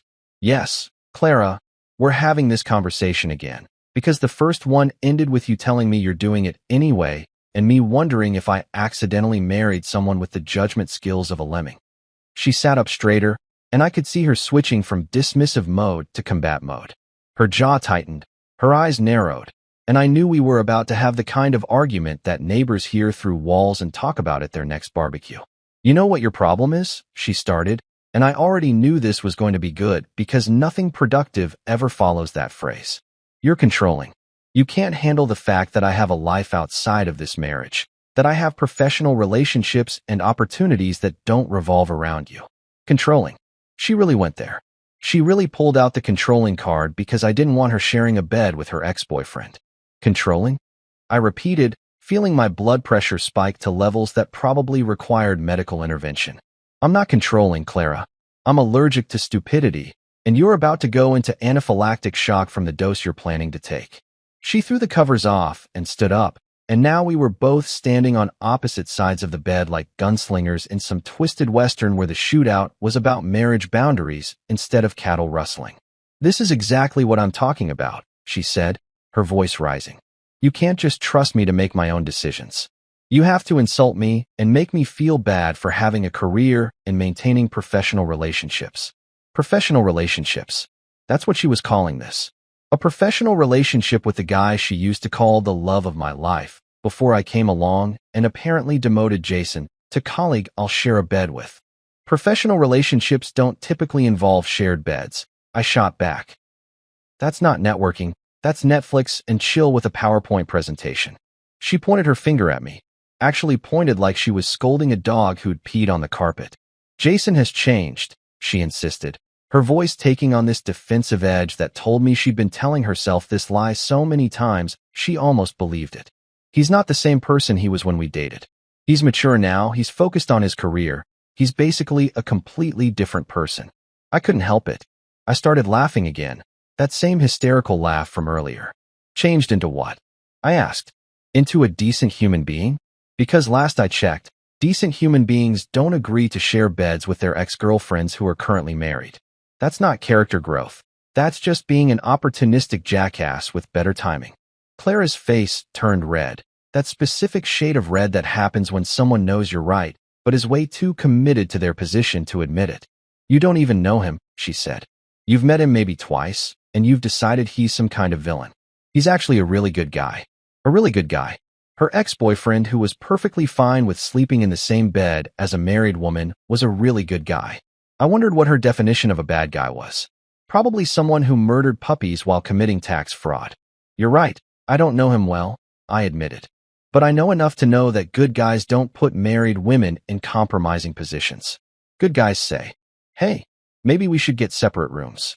Good guys respect boundaries even if the person they're dealing with apparently doesn't.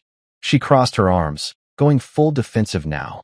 It's a work trip, she said, enunciating each word like I was hard of hearing or particularly stupid. A work trip. We have to present together. We'll be in meetings and conferences all day. The sleeping arrangement is just logistical. Logistical. She was trying to make adultery sound like project management. Oh, I see, I said, nodding like I was finally understanding. It's logistical. Because when you share a bed with your ex, it's obviously for business purposes. Strictly PowerPoint presentations and pillow talk about quarterly earnings. Maybe you can spoon while discussing market trends. Her eyes flashed dangerously. Nothing is going to happen, she said through gritted teeth. Why can't you get that through your thick skull? I don't have feelings for Jason anymore. I married you. I chose you. This trip is about my career, not about him. I walked around the bed until I was standing right in front of her, close enough to see the stubborn set of her jaw, the defensiveness in her eyes. Clara, I said quietly, trying one more time to inject some sanity into this conversation. If you get on that plane, if you go on this trip, you're stepping out of this marriage. I'm not okay with this. I will never be okay with this. And if you choose to do it anyway, you're choosing him over us. She stared at me for a long moment, and I could see the conflict playing across her face. Part of her knew I was right. Part of her understood that what she was planning was insane. But the other part, the part that was stubborn and proud and convinced she was being reasonable, that part was winning. You're being insecure, she finally said, and those 3 words felt like a slap. This has nothing to do with security or insecurity, I said, my voice harder now. This has to do with respect. This has to do with basic marriage rules that apparently we never discussed because I assumed they were obvious. Things like don't sleep with your ex seemed like it was covered under the general umbrella of matrimony.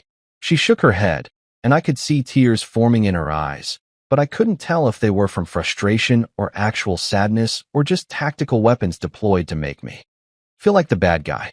I can't believe you're making me choose between my career and my marriage, she said, her voice breaking slightly. I'm not making you choose, I corrected her. Your career isn't asking you to share a bed with Jason. That's a choice you're making. You could get separate rooms. You could not go. You could tell your company that the sleeping arrangements are inappropriate. You have options here, and you're choosing the one that involves sleeping with your ex. She wiped her eyes angrily, like the tears themselves had betrayed her. You know what? Fine. I'll go. I'll go because this opportunity is important to me, and I refuse to let your jealousy and insecurity hold me back from advancing my career. And when I come back and nothing has happened, maybe you'll finally trust me. I stood there, watching her, and I realized something. This wasn't about trust at all. She'd framed it that way, made it about my trust issues and my controlling nature and my insecurity, but that was all smoke and mirrors. This was about her wanting to do something she knew was wrong and needing me to give her permission so she could do it guilt-free. No, I said simply. She blinked. What? No, I repeated. I'm not going to sit here and wait for you to come back and tell me I was wrong to worry. I'm not going to be the understanding husband who waves goodbye while you go play house with your ex and then welcomes you back with open arms. If you get on that plane, don't bother coming back. Her mouth fell open. You're giving me an ultimatum? she asked, her voice rising to a pitch that probably alarmed the neighbors. You're seriously going to end our marriage over a business trip? I looked at her, really looked at her, and I saw someone I didn't quite recognize anymore. Someone who could rationalize anything if it meant getting what she wanted. Someone who could turn her husband's reasonable boundaries into character flaws. I'm not ending our marriage, I said quietly. You are. I'm just refusing to pretend that what you're doing is okay. She stared at me for what felt like an eternity, and I could see her doing the mental calculation. Was I bluffing? Would I really follow through? Could she risk it? Finally, she grabbed her pillow and a blanket. Fine, she spat out. I'll sleep on the couch. And tomorrow, I'm getting on that plane, and when I come back, we're going to have a serious discussion about your trust issues and whether this marriage can survive your controlling behavior. She stormed out of the bedroom, and I heard her dramatically throwing herself onto the couch in the living room, making sure I could hear every movement, every adjustment of the pillow, every sigh of martyrdom. I sat down on the edge of the bed and put my head in my hands. The whiskey buzz had worn off, replaced by a headache that felt like someone was using my skull as a drum set. I looked at my phone and saw a text from Frank. How'd it go? I typed back. She called me controlling and insecure. She's still going. 3 dots appeared. Damn, bro. You okay? I stared at that question for a long time. Was I okay? My wife was about to fly across the country to share a bed with her ex-boyfriend, and I was supposed to be okay with it because it was just logistics. No, I finally typed back. But I will be. I lay back on the bed, staring at the ceiling, and tried to figure out when exactly my marriage had turned into a reality show I didn't audition for. Somewhere in the living room, Clara was probably texting Jason about what a terrible, controlling husband she had. And tomorrow, she'd get on that plane, and I'd have to decide if I really meant what I said about her not coming back. But tonight, in this moment, all I could think was that when someone tells you to trust them right before doing something obviously untrustworthy, what they're really saying is, I'm about to betray you, and I need you to pretend it's fine. And I was done pretending. She left the next morning while I was pretending to be asleep. I heard her moving around the apartment, the sound of her suitcase wheels on our hardwood floor, the jingle of her keys, the soft click of the front door closing. I lay there in bed, eyes closed, listening to the silence that followed, and I wondered if this was what the end of a marriage sounded like. Not a bang, but a suitcase rolling out the door at 6 in the morning. I got up an hour later, made coffee, and went to work like it was a normal day, even though everything felt like I was walking through one of those dreams where you're pretty sure nothing is real, but you can't quite wake up. My coworkers asked how I was doing, and I said fine, with the kind of smile that probably looked more like a grimace, and they seemed satisfied enough not to dig deeper, which was good because I wasn't sure I could explain that my wife was currently on a plane heading toward what would either prove me wrong or destroy our marriage. Frank called me during lunch. She really went? He asked, and I could hear the disbelief in his voice even though I'd already told him she would. Yep, I said, staring at my sandwich like it had personally offended me. She really went. He was quiet for a moment, and then he said, Listen, man, I know this sucks, but maybe nothing will happen. Maybe she's telling the truth. I appreciated the attempt at optimism, really I did, but it felt like someone telling you that maybe the Titanic would miss the iceberg this time around. Yeah, I said, not believing it for a second. Maybe. The first day was brutal. I kept checking my phone like a teenager waiting for a text from his crush, except instead of hoping for a message, I was dreading it. What would she say? Would she text at all? Would she send me a photo of her and Jason having dinner with a caption like, see? Just professional. The whole thing made me feel pathetic, like I was the suspicious husband in some bad rom-com, and I hated it. I hated that she'd put me in this position. I hated that I cared. I hated that I couldn't just stop thinking about what was happening in whatever hotel room they were sharing. The text came on the second day, right in the middle of a meeting with my boss about quarterly projections. My phone buzzed, and I glanced down at it reflexively, and there it was. A message from Clara. My heart did this weird thing where it simultaneously sank and jumped, like it couldn't decide which emotional response was more appropriate. I excused myself from the meeting, told my boss I had an urgent call, and basically sprinted to the bathroom like my life depended on it. I locked myself in a stall, sat down on the toilet lid fully clothed, and opened the message with hands that were shaking slightly, which annoyed me because I didn't want to give her the satisfaction of affecting me this much. The text read, "Don't worry, babe, nothing happened. Jason snores like a tractor. LOL." I stared at that message for a solid 30 seconds, reading it over and over like maybe the words would rearrange themselves into something that made sense. Don't worry, nothing happened. Jason snores like a tractor. And then, the real kicker, LOL. She'd actually typed LOL, like this was some funny anecdote she was sharing, like we were talking about her weird Uber driver or a funny thing that happened at Starbucks. She'd reduced the nuclear explosion of our marriage to LOL. But wait, there was more. Below the text was a photo, and when I clicked on it, I felt something inside me either die or reach a new level of consciousness where I could understand the true depths of human audacity. It was a selfie of her and Jason, both of them smiling at the camera, both of them wearing matching white bathrobes. His arm was around her shoulders. They looked like they were starring in a honeymoon package advertisement. The only thing missing was a bottle of champagne and rose petals on the bed. I sat there on that toilet in my office bathroom, staring at this photo, and I tried to figure out what dimension of reality I'd slipped into where this was supposed to make me feel better. She'd sent me photographic evidence of her and her ex-boyfriend in bathrobes, in what was presumably their shared hotel room, after presumably showering in close proximity to each other, and this was meant to be reassuring. This was her idea of nothing happened. I wanted to laugh, but I also wanted to throw my phone into the toilet and maybe follow it down. The caption under the photo read, "See? Everything's fine. The conference is going great. Miss you, miss you." She missed me, while wearing a bathrobe next to her ex-boyfriend, while sharing a bed with him, while doing exactly the thing I'd asked her not to do. But sure, she missed me. That made everything okay. I sat there trying to formulate a response, typing and deleting about 15 different messages. The first one was just a string of question marks. The second was, "Are you actually insane?" The third was a detailed breakdown of every single thing wrong with the photo she'd just sent. The fourth was just wow. But none of them felt adequate. None of them captured the sheer absurdity of what I was experiencing. Finally, I settled on, "Wow, your definition of nothing is impressive." I hit send before I could second guess it, and then I did what any rational person would do in this situation. I blocked her number. Just blocked it right there in that bathroom stall, severed that digital connection like I was cutting a rope bridge in an action movie.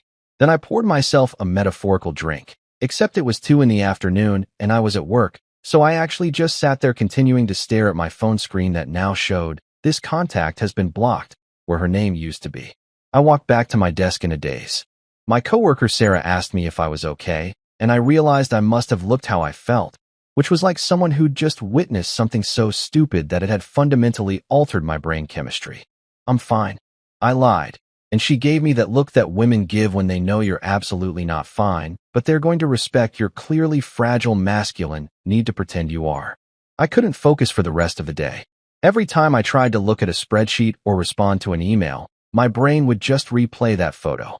The bathrobes, the smiles, Jason's arm around her shoulders, her casual LOL, like she was talking about the weather. That evening, I went to Frank's place because going home to our empty apartment felt about as appealing as diving into a pool of lemon juice with open wounds.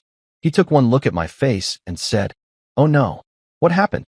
I showed him the texts and the photo, and I watched his expression go through several stages of disbelief, like he was watching a nature documentary about the mating habits of particularly stupid animals. "Bro," he said slowly, holding my phone and zooming in on the photo like he was searching for evidence that it was photoshopped or maybe from an alternate universe. "Bro, this is—" I don't even have words.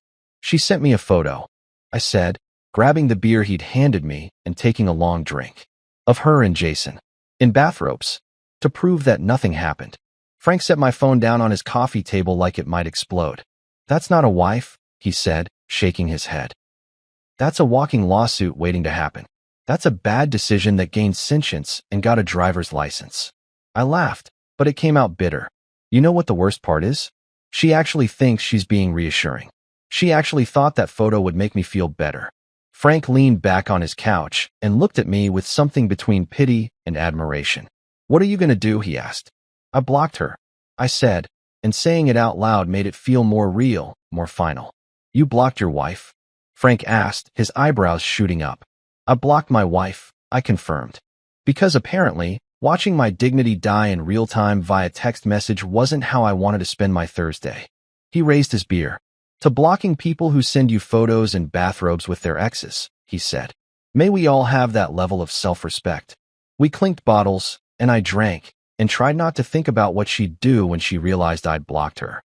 She probably tried calling first, and when that didn't work, she probably sent more texts that I'd never see. I imagined them piling up in some digital void, increasingly frantic messages asking why I wasn't responding, accusing me of being immature, maybe even more photos of her and Jason doing totally innocent conference things. Part of me wanted to unblock her just to see the messages, to witness the full scope of her delusion, but the smarter part of me knew that way lay madness. I'd seen enough. I'd seen her in a bathrobe with her ex, both of them smiling like they were on vacation together, and she genuinely thought that would ease my concerns. What more did I need to know? You know what I learned today? I said to Frank, staring at the ceiling of his living room. What's that? He asked. That when someone tells you, trust me, nothing will happen, and then sends you proof that something's happening while still insisting nothing's happening, you're not dealing with a trust issue. You're dealing with someone who's redefining reality to suit their narrative. Frank nodded sagely. That's deep, man. Also, you should probably talk to a lawyer. A lawyer. The word hung in the air like a sign from the universe. Yeah, I said quietly. Yeah, I probably should. I stayed at Frank's that night, crashing on his couch because the thought of going home to an apartment that still smelled like Clara's perfume and still had her stuff everywhere felt like volunteering for psychological torture. I lay there in the dark, listening to Frank snore in his bedroom, which ironically sounded exactly like a tractor, so maybe Clara's description of Jason was accurate. And I thought about that photo. The bathrobes, the smiles, the complete and utter lack of awareness about how inappropriate it all was. And I realized something. This wasn't going to end well. There was no version of this story where she came home and we laughed about it, and everything went back to normal. That ship had sailed the moment she got on the plane, and it had sunk completely the moment she sent me that photo. My phone, still blocked, still showing nothing from her, sat on Frank's coffee table, and I stared at it in the darkness. Somewhere out there, Clara was probably lying in bed next to Jason, maybe scrolling through her phone wondering why I wasn't responding, maybe starting to realize that LOL and bathrobe selfies weren't the reassurance she thought they were. And me? I was lying on my buddy's couch, planning my exit strategy from a marriage I'd thought would last forever, all because my wife thought sharing a bed with her ex was just logistics. If this was trust, I thought, then I was ready to live in a world of complete and total skepticism. At least that world made sense. I woke up on Frank's couch with a neck cramp that felt like someone had replaced my spine with a bent coat hanger and a newfound clarity that only comes from hitting rock bottom and deciding to start digging in a different direction. Clara was off, finding herself, in a hotel room with her ex-boyfriend, and I was about to find myself a moving truck and a new apartment. Funny how personal growth works sometimes. Frank made coffee that tasted like it had been filtered through an old gym sock, but I drank it anyway because caffeine was caffeine, and I had a lot to do. You serious about this? He asked, watching me scroll through apartment listings on my phone while sitting at his kitchen table in yesterday's wrinkled work clothes. Dead serious, I said, clicking on a studio apartment that looked small but blessedly free of ex-boyfriends and wives who thought bathrobes were appropriate conference attire. I called in sick to work, which wasn't technically a lie because I was sick. Sick of this situation, sick of feeling like an idiot, sick of waiting around for the inevitable disaster to fully unfold. Then I called a moving company, and when they said they could have a truck there by noon, I almost kissed the phone. We're doing this today? Frank asked, looking slightly alarmed, like maybe he'd expected me to take a few weeks to think about it and possibly talk myself out of it. We're doing this today, I confirmed. She wanted to go on her adventure, so I'm going on mine. Mine just involves fewer exes and more self-respect. Frank grabbed his keys.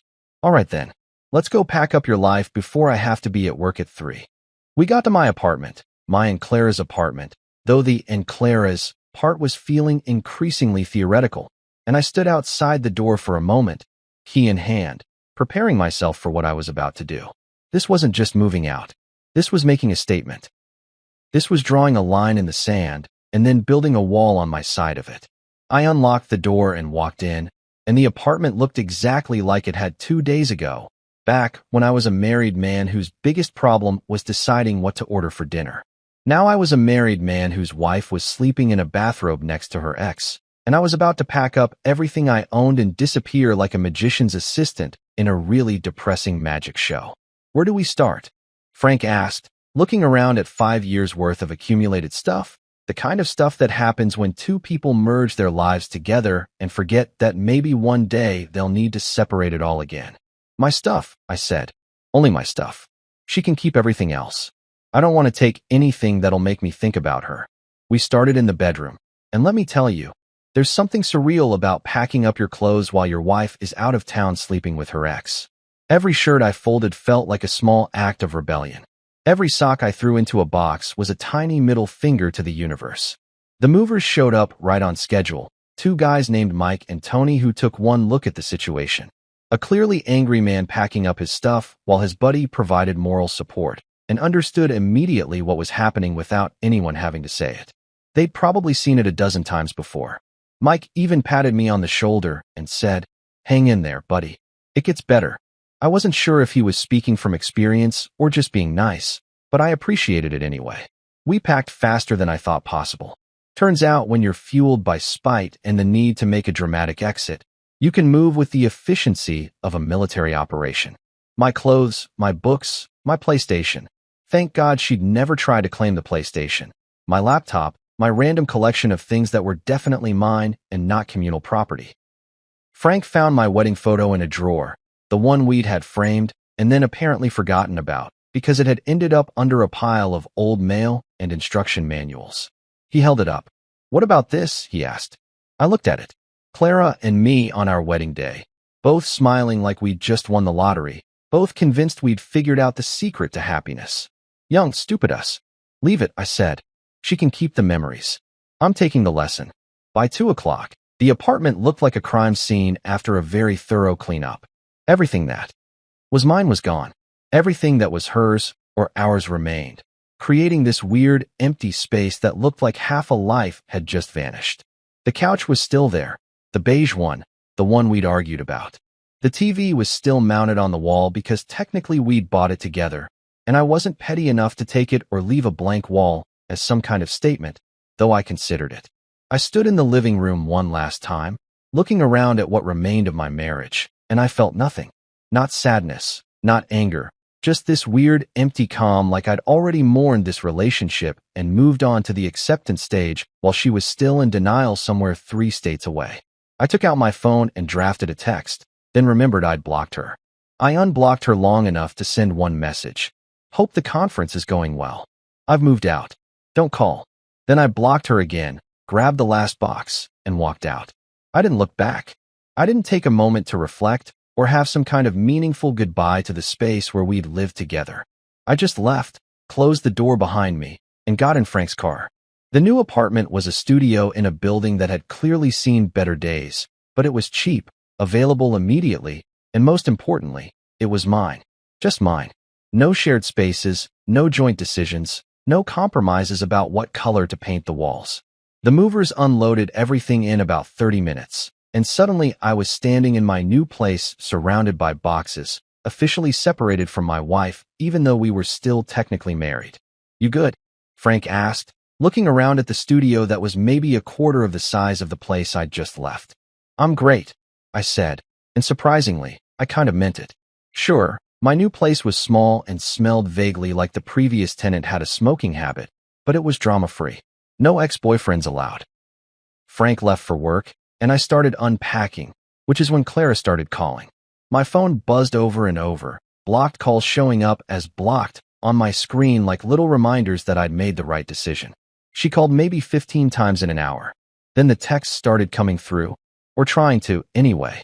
I could see the notifications that she was trying to reach me, but the messages themselves were blocked, disappearing into whatever digital void blocked messages go to. I imagine what they said. Probably started with confusion. "Why aren't you answering?" Then escalated to concern. "Are you okay?"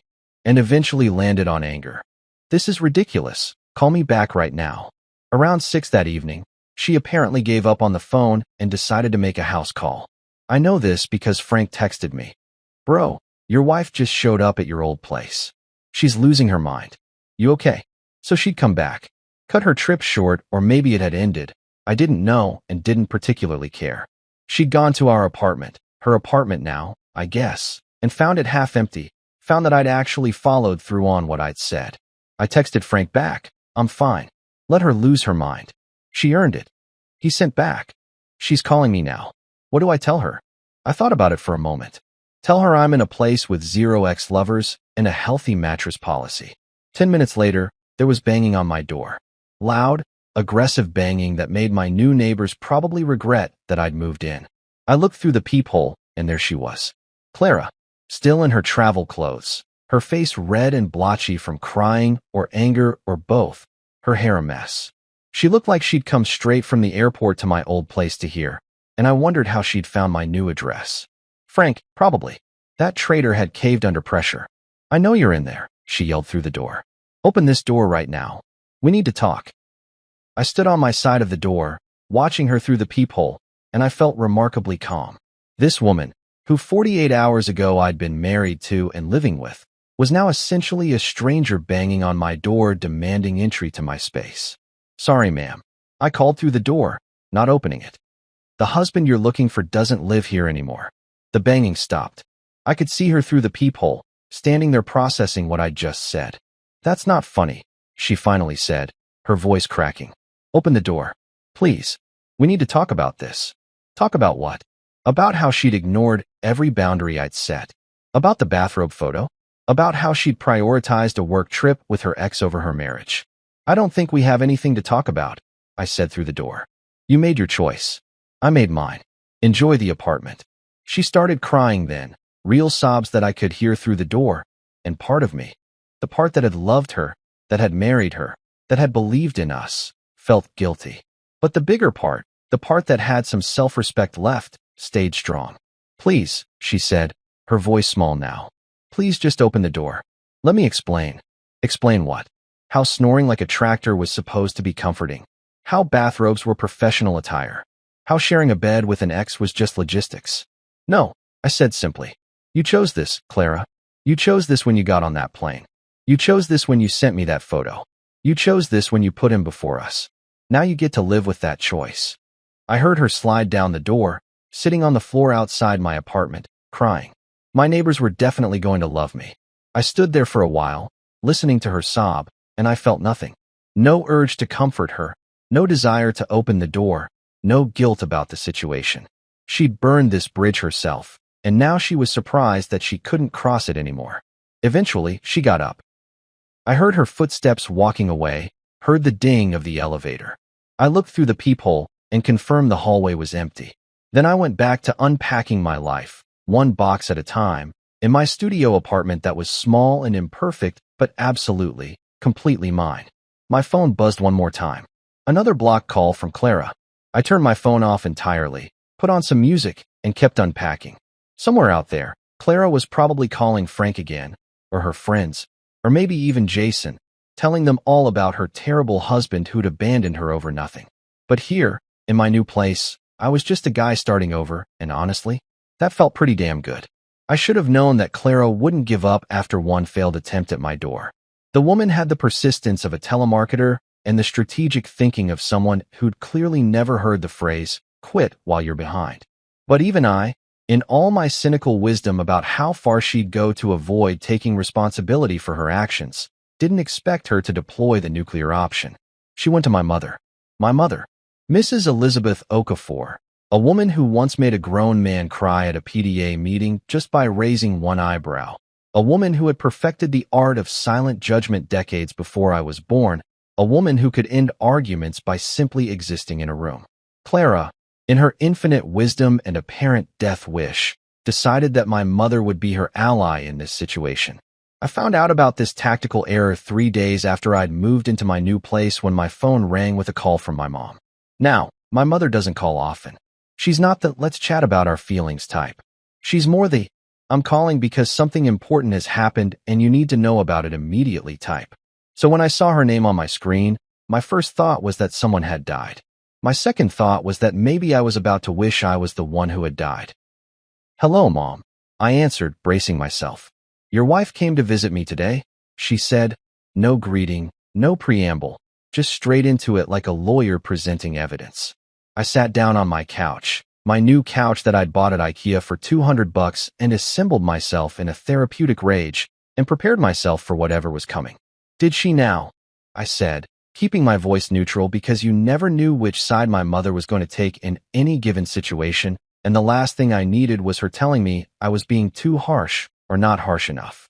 She told me a very interesting story, Mom continued, and I could hear that tone, that specific tone that meant she'd already made up her mind about something and was just waiting for me to confirm her conclusion.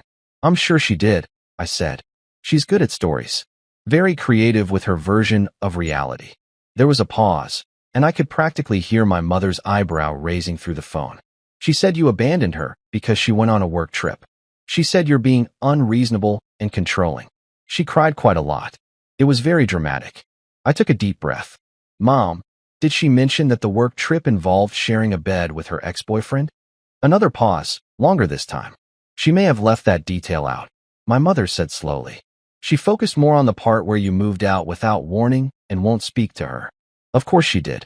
Of course Clara had gone to my mother with a carefully edited version of events that made her look like the victim of a cruel and heartless husband. Let me fill in the gaps, I said, and I told my mother everything.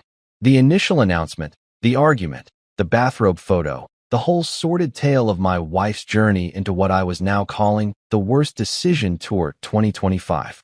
When I finished, my mother was quiet for so long I thought the call had dropped. Mom, you still there?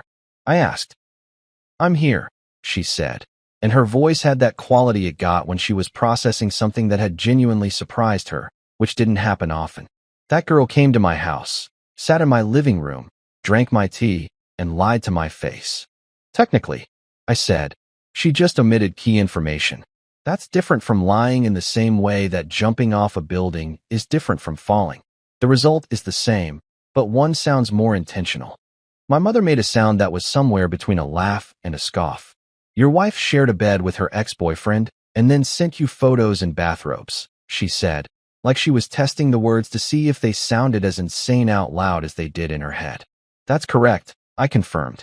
And then when I moved out because, you know, basic self-respect, she decided to come cry to you about how mean I'm being. That girl, my mother said, and I could hear her shifting into what I privately called Judge Okafor mode, has more nerve than sense. Coming from my mother, this was roughly equivalent to someone else saying, I hope she steps on Legos for the rest of her life. So you're on my side? I asked, needing the confirmation. Side? My mother repeated. There are no sides here. There's right and there's wrong. And that girl is so far on the wrong side, she'd need GPS to find her way back to questionable judgment. I felt a weight lift off my shoulders that I hadn't even realized was there. My mother's approval wasn't something I needed for validation. I was a grown man who could make his own decisions, but having it anyway felt good. What did you say to her? I asked, curious about how that conversation had gone. I let her finish her story, Mom said. I listened very patiently while she talked about trust and personal growth and how you were being insecure. Then I asked her one simple question. What question? I asked, leaning forward even though she couldn't see me. I asked her if she would be comfortable with you sharing a bed with your ex-girlfriend for a work trip. The silence that followed must have been spectacular. What did she say? I asked. She said that was different, my mother replied, and I could hear the eye roll in her voice. I asked how it was different. She said because you're a man and men can't be trusted. So I told her that if she didn't trust men, why did she trust Jason? She didn't have an answer for that. I was grinning now, picturing Clara trying to logic her way through that trap my mother had set. Then what happened? I asked. Then, my mother said, with the satisfaction of someone who'd just won a chess game in 4 moves, I told her that if she wanted self-discovery, she should have gone to therapy instead of her ex's bed. I also told her that trust isn't something you demand while doing untrustworthy things. Trust is something you earn by behaving in a trustworthy manner. God, I loved my mother. How did she take that? I asked. She tried to cry harder, Mom said dismissively. She does this thing where she makes her eyes very big and her lip quivers. I assume it works on weak-minded people. I am not weak-minded. No, you are certainly not, I agreed. Then she said she was pregnant. My mother continued, and I felt my stomach drop to somewhere around my knees. She what? I asked, my voice coming out higher than I intended. She said she's pregnant. With your baby. She thought this would change my mind about supporting her. My brain was spinning. Pregnant. Clara was pregnant. Or claiming to be pregnant. With my baby. Except we hadn't had sex in weeks before she left for that trip because we'd been arguing constantly. The timeline was fuzzy at best. What did you say? I asked, gripping my phone so hard I was worried I might crack the screen. I asked her how far along she was. My mother said calmly, like we were discussing the weather and not a potential pregnancy that could complicate everything. She said about a month, maybe 6 weeks. She wasn't sure. She was very vague about it. A month. 6 weeks. Right around the time of the trip. Right around the time she'd been sharing a bed with Jason. Mom, I said slowly. The math isn't adding up here. I know, my mother replied. I did the math too. That's why I asked her if she was certain you were the father. I could only imagine Clara's face at that question. She got very offended. My mother continued. Said of course you were the father. Said she'd never been with anyone else. Said I was insulting her character. So I told her that her character had already been sufficiently insulted by her own actions, and I was simply asking logical questions. You're my hero, I said, and I meant it. I didn't raise a fool, my mother said firmly. And I didn't raise a doormat. That girl made her choices, and now she wants you to deal with the consequences while she plays victim. I don't think so. So what happened then? I asked, needing to hear the rest. I told her she needed to leave, my mother said simply. I told her that if she didn't leave my gate in 5 seconds, I would release Bruno, and he only bites people who lie. Bruno was my mother's German Shepherd, a dog who was actually the sweetest thing on 4 legs, but looked intimidating enough to make grown men cross the street. Mom, Bruno wouldn't hurt a fly, I said, laughing despite the situation. She doesn't know that, my mother replied, and I could hear the smile in her voice. And apparently, the timing was perfect because Bruno chose that exact moment to growl. I didn't train him to do that. He just seemed to understand the assignment. I was full on laughing now, the kind of laugh that felt good after days of stress and anger and confusion.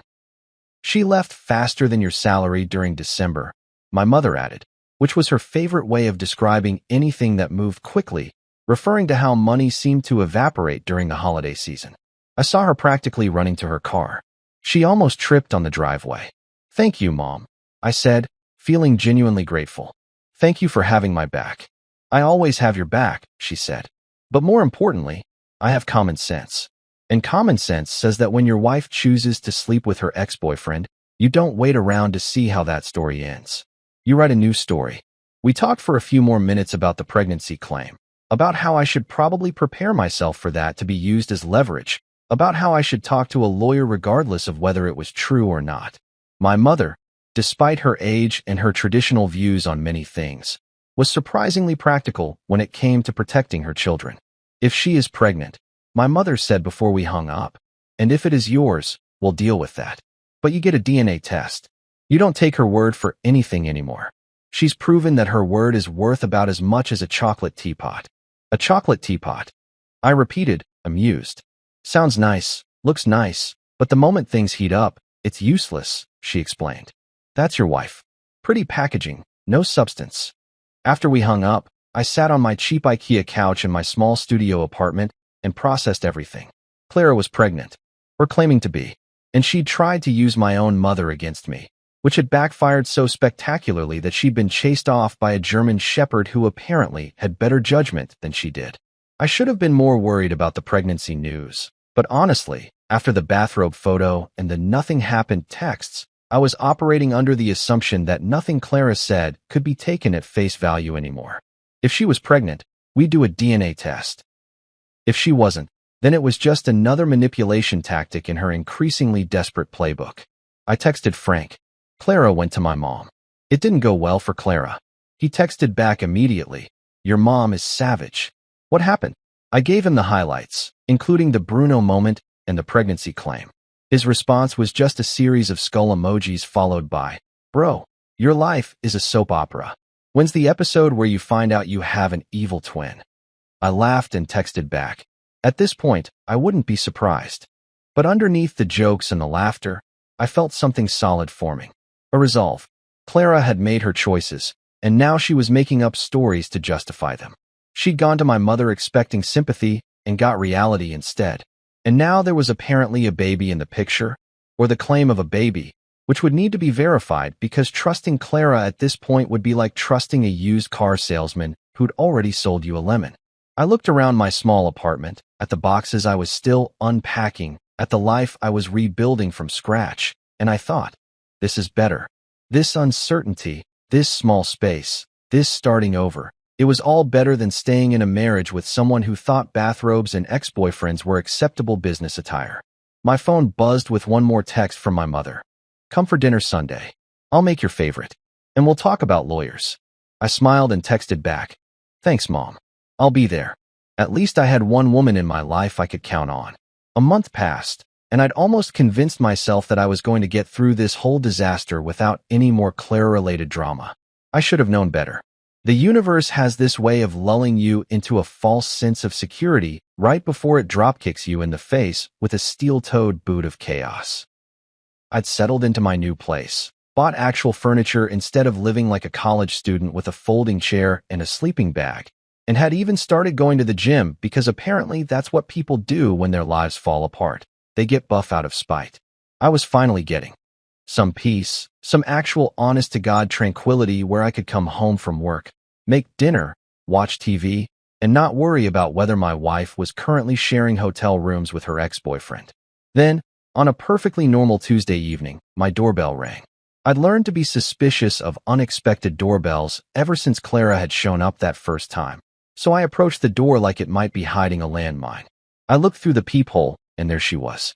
Again, Clara, standing outside my door looking like she'd just come from a funeral or maybe a very sad job interview. She was wearing this flowy dress that looked deliberately chosen to be both innocent and sympathy-inducing, and her hair was pulled back in a way that made her look younger, more vulnerable. I recognized the costume immediately. This was her "Please Feel Sorry for Me" outfit, the one she wore when she needed something and planned to use tears and guilt to get it. I considered not opening the door. I seriously stood there for a good 30 seconds, just watching her through the peephole, debating whether I could pretend I wasn't home, even though she could probably hear me breathing on the other side of the door like some kind of creepy stalker in reverse. But curiosity won out, because despite everything, I kind of wanted to know what fresh hell she was about to deliver to my doorstep. I opened the door, but didn't invite her in, just stood in the doorway like a bouncer at a club who was pretty sure the person trying to enter was going to cause problems. "Hi," she said softly, and her voice had that quality that women's voices get when they're about to ask for something they know you're not going to want to give. "Clara," I said neutrally, going for a tone that conveyed absolutely zero emotion, like I was greeting a stranger who'd asked me for directions. "What do you want?" She flinched a little at the coldness in my voice, and I felt a small, petty satisfaction at that. Good. Let her feel uncomfortable. Let her experience just a fraction of what she'd put me through. "Can I come in?" she asked, glancing past me into my apartment like she was trying to see how I'd decorated without her input. "No," I said simply. Her eyes widened a bit. "No, that's what I said," I confirmed. "Whatever you need to say, you can say it from right there." She looked around the hallway nervously, probably worried about neighbors overhearing, which told me that whatever she was about to say was going to be something she'd prefer to keep private. Too bad. Privacy was a privilege she'd lost when she'd sent me bathrobe selfies with her ex. "Fine," she said, taking a deep breath and placing one hand on her stomach in a gesture that was so deliberate it might as well have been choreographed. "I'm pregnant." I looked at her hand on her stomach, then at her face, then back at her stomach. "Congratulations," I said, my voice completely flat. "Who's the lucky guy?" Her face did this complicated journey through several emotions: confusion, hurt, anger, and finally settling on wounded indignation. "What?" she asked, like she couldn't believe what she'd just heard. "You heard me," I said, leaning against the doorframe with my arms crossed. "Congratulations on the pregnancy. I'm sure Jason will be thrilled." Her eyes filled with tears instantly, like she had them ready to deploy at a moment's notice. "It's yours," she said, her voice breaking on the last word. "The baby is yours." I actually laughed. I couldn't help it. The absurdity of the situation just hit me all at once, and I laughed so hard I had to brace myself against the doorframe to stay upright. It was the kind of laugh that probably made me look slightly unhinged, but at that moment I didn't care. "Sweetheart," I said when I could finally speak again, wiping tears from my eyes. "Biology called. It says the math ain't matting." She took a step toward me, reaching out like she was going to touch my arm, and I stepped back into my apartment, maintaining the distance between us. "Don't," I said. "Just don't. You're the only man I've been with," she insisted, and the tears were flowing freely now, running down her cheeks in what I had to admit was a fairly convincing display of emotion. If I didn't know better, if I hadn't seen the bathrobe photo and received the "nothing happened" texts, I might have actually believed her. "Really?" I asked, tilting my head to the side like I was genuinely considering her claim. "The only man." So what was Jason then? A figment of my imagination? A hologram? Because last I checked, you shared a bed with him for 3 days, sent me photographic evidence of you two in bathrobes looking very cozy, and now, conveniently, you're pregnant. She shook her head vigorously. "Nothing happened with Jason," she said, recycling that same tired line she'd been using since the beginning. "I told you, nothing happened. We just slept. That's it. This baby is yours." I looked at her for a long moment, really looked at her, trying to see if there was any part of the woman I'd married still in there somewhere. But all I saw was someone who'd convinced herself that her version of reality was the truth, someone who could lie while crying and still believe she was the victim. "Let me get this straight," I said slowly. "You want me to believe that you shared a bed with your ex-boyfriend for 3 nights. Nothing happened despite the bathrobe photos and the general inappropriateness of the entire situation, and now you're pregnant with my baby. A baby that was conceived right around the time of your little trip." "Yes," she said desperately. "Yes, exactly. I know how it looks, but I swear nothing happened with Jason. This is your baby. Our baby." I rubbed my face with both hands, feeling exhausted in a way that went beyond physical tiredness. This was soul-deep exhaustion, the kind that comes from dealing with someone who's rewriting history as they go. "Clara," I said, trying one more time to inject some reality into this conversation. "Unless Jason's DNA teleported through the power of shared pillow space, that's a strong maybe on paternity." She looked genuinely shocked, like she couldn't believe I was questioning this. "How can you say that?" she asked, her voice rising. "How can you accuse me of that? I'm telling you the truth. Your track record with truth isn't exactly stellar," I pointed out. "You told me nothing would happen on that trip. You sent me photos that suggested otherwise. You told my mother a completely different story about why we separated. So forgive me if I'm not immediately accepting your word as gospel." She was crying harder now, the kind of crying that made her face blotchy and her nose run, and normally that would have bothered me because I'd always hated seeing her cry. But now it just felt like manipulation, like she was using tears as a weapon because logic wasn't working. "This is unbelievable," she said, her voice thick with tears. "I come here to tell you that we're having a baby, and you accuse me of cheating. What kind of man are you?" I felt my jaw tighten. "The kind who has eyes and a functioning brain," I said. "The kind who knows that when someone shares a bed with their ex and then shows up pregnant a month later, questions are reasonable. The kind who's learned that trust has to be earned, not demanded."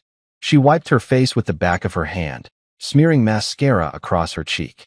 "I want you to be there," she said quietly. "For the baby. I want us to work this out. To be a family." A family. She wanted us to be a family. The same woman who'd prioritized a work trip with her ex over her marriage now wanted to play house because there was allegedly a baby involved. "Here's what's going to happen," I said, my voice firm. "If you're really pregnant, and that's still an if in my book, you're going to get a DNA test. Not after the baby is born, not when it's convenient, but as soon as it's medically safe. Until then, I'm not acknowledging anything." Her face crumpled. "You don't believe me," she said, like this was some surprising revelation instead of the obvious conclusion any sane person would reach. "You're catching on," I said. "No, I don't believe you. You've given me absolutely no reason to believe anything you say. You've lied, you've manipulated, you've tried to play victim while doing objectively wrong things. So no, Clara, I don't believe you're pregnant with my baby. I believe you're pregnant, maybe.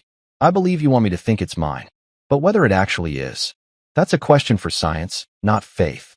She stood there for a moment, and I watched her cycle through her options. She could keep crying. That wasn't working. She could get angry. That wouldn't work either. She could try being sweet and reasonable. Ship had sailed on that about a month ago when she'd sent me bathrobe photos. Fine, she finally said, her voice cold now, all the tears and vulnerability evaporating like they'd never been there. Fine, you want a DNA test? We'll do a DNA test. And when it proves that you're the father, you're going to feel like such an asshole. I smiled, but it wasn't a friendly smile. It was the kind of smile you give someone when you're about to call their bluff. You know what? I can live with that. I'd rather feel like an asshole for questioning paternity than feel like an idiot for accepting it without proof. Been there, done that, bought the t-shirt that says, "World's Most Trusting Husband," and it didn't fit right. She stepped closer, pointing her finger at me like a weapon. "You're going to regret this," she said, her voice shaking with emotion I couldn't quite identify. Anger, hurt, fear, maybe all three. When this baby is born and you've missed everything, all the appointments and the preparations and the moments, you're going to regret pushing me away. I looked at her finger pointing at my chest and then back at her face. Sweetheart, I already regret plenty. I regret marrying someone who thought sharing a bed with her ex was acceptable.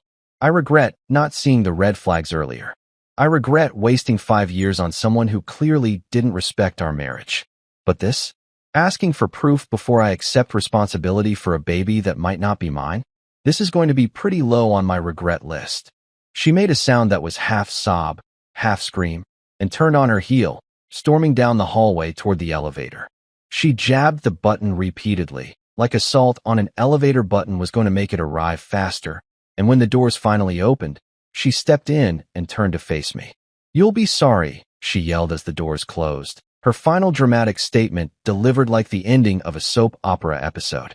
I stood in my doorway watching the elevator doors close on her face, and I felt nothing. No guilt, no regret, no sadness. Just relief that she was leaving. I went back into my apartment and closed the door, leaning against it for a moment. A baby. Possibly my baby. Possibly Jason's baby. Possibly nobody's baby, because she might not even be pregnant, and this was all just an elaborate guilt trip designed to get me back. I pulled out my phone and texted Frank. "Clara just showed up. Says she's pregnant. Claims it's mine." His response came immediately. "Holy shit. What are you gonna do?" I typed back, "DNA test." Not accepting anything without proof. He sent back a gif of someone saying, "Smart man," followed by, "Want me to come over? You okay?" I thought about it. Was I okay? By any reasonable standard, I should be freaking out. My estranged wife had just announced a pregnancy that I might be responsible for, and the circumstances around the conception were shadier than a tree farm. But honestly, I felt calm. I'd learned over the past month that Clara's drama only had power over me if I let it. If I engaged with it, if I accepted her version of reality, if I let guilt and obligation override common sense. "I'm good," I texted Frank back. "Just another day in paradise." He sent back, "Your definition of paradise is seriously messed up." I smiled and put my phone down. He wasn't wrong. I made myself dinner, chicken and rice, nothing fancy, and ate it while watching a basketball game, trying to process everything that had just happened. A baby. Maybe. The word maybe was doing a lot of heavy lifting in that sentence, carrying the weight of trust destroyed and truth questioned and a marriage that had imploded spectacularly. But I wasn't going to let maybe turn into definitely without proof. I'd trusted Clara before, believed her when she said nothing would happen, accepted her explanations even when they didn't quite make sense. And where had that gotten me? Looking at bathrobe photos and moving into a studio apartment at 32 years old. So no more blind trust. No more accepting things at face value. If she was pregnant, we'd prove it. If it was mine, we'd prove that too. And if it wasn't, well, then we'd have a whole different conversation about why she tried to pin someone else's baby on me. I finished my dinner, washed my dishes, and went to bed in my IKEA bed frame that I'd assembled with my own 2 hands. And I slept better than I had in months, because at least I knew that whatever happened next, I wasn't going to be anyone's fool twice. A few months later, guess what arrived in my mailbox? Not a birthday card, not a coupon for pizza, but a goddamn lawsuit. Apparently, I was now officially the deadbeat father of Baby Trust. Yes, she actually named the hypothetical baby trust in the legal documents. which was either poetic irony or just Clara being her usual dramatic self. The papers claimed I'd abandoned my pregnant wife after she went on a mutual bed-sharing business trip, which sounded like something from a really bad romance novel where the author didn't understand how business trips actually work. I called Barrister Cam, a lawyer Frank had recommended who specialized in family law and had apparently seen every flavor of marital disaster imaginable. He nearly spit out his coffee when he read the filing. "She really wrote that you abandoned her after a mutual bed-sharing business trip?" he asked, reading the document like it was written in alien hieroglyphics.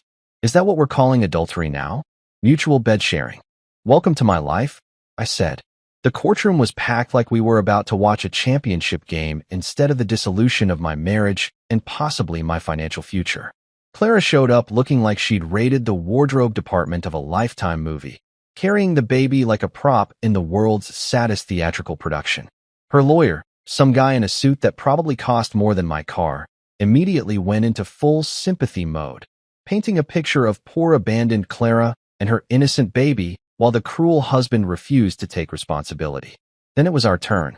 Barrister Kim stood up with a folder full of evidence. Every text message, every nothing happened photo, that bathrobe selfie that had started this whole mess, and presented them to the judge like a prosecutor at a murder trial. The judge's eyebrow climbed so high on his forehead, I thought it might leave the building entirely and file its own restraining order. He looked at Clara, then at the photos, then back at Clara, and I could see him mentally calculating how someone could possibly think this made them look innocent.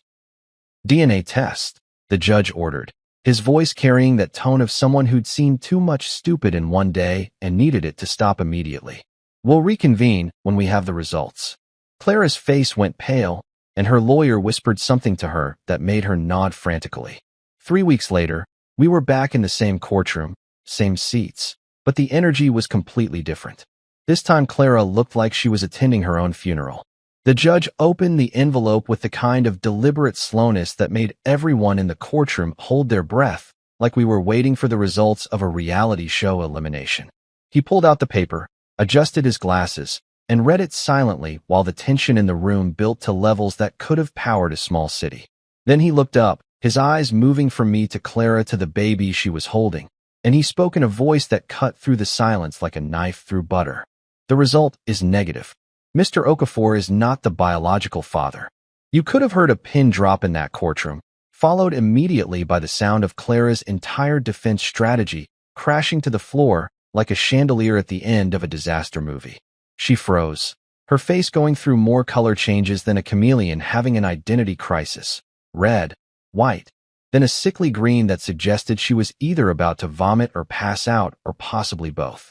She chose the latter, fainting dramatically and sliding out of her chair like she was auditioning for a soap opera called The Betrayal Chronicles, When Lies Meet Reality. Even the court clerk sighed and muttered, "Ma'am, please don't fall on the paperwork," which under any other circumstances would have been hilarious, but right now felt like the most reasonable thing anyone had said in months. Her lawyer scrambled to help her, fanning her face with a legal pad, while shooting me looks like somehow this was my fault for not being the father of a baby that wasn't mine. Barrister Kim leaned over and whispered, "Told you she's allergic to the truth." I sat there trying to process what had just happened. I wasn't the father.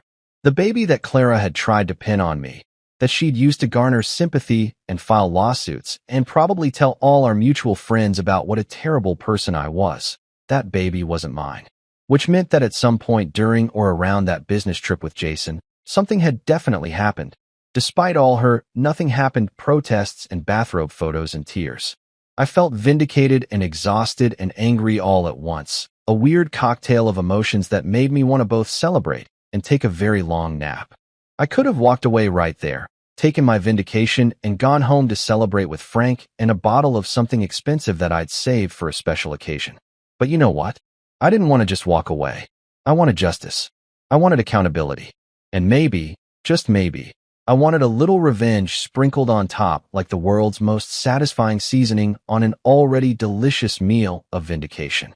So we filed a countersuit for defamation, emotional distress, and legal fees. Because apparently, when your wife tries to pin someone else's baby on you and drags you through court, you're entitled to some compensation for the sheer audacity of it all. The next hearing was somehow even more satisfying than the DNA results. Clara showed up looking significantly less put together than before, probably because it's hard to maintain that innocent victim aesthetic when everyone in the courtroom knows you're a liar. The judge, who I was starting to genuinely like because he seemed as fed up with this circus as I was, reviewed our countersuit with the same raised eyebrow that had become his signature expression during this whole ordeal. He didn't even need much convincing. The evidence was all there. The false paternity claim, the public accusations, the lawsuit that had cost me thousands in legal fees to defend against something that was never true in the first place.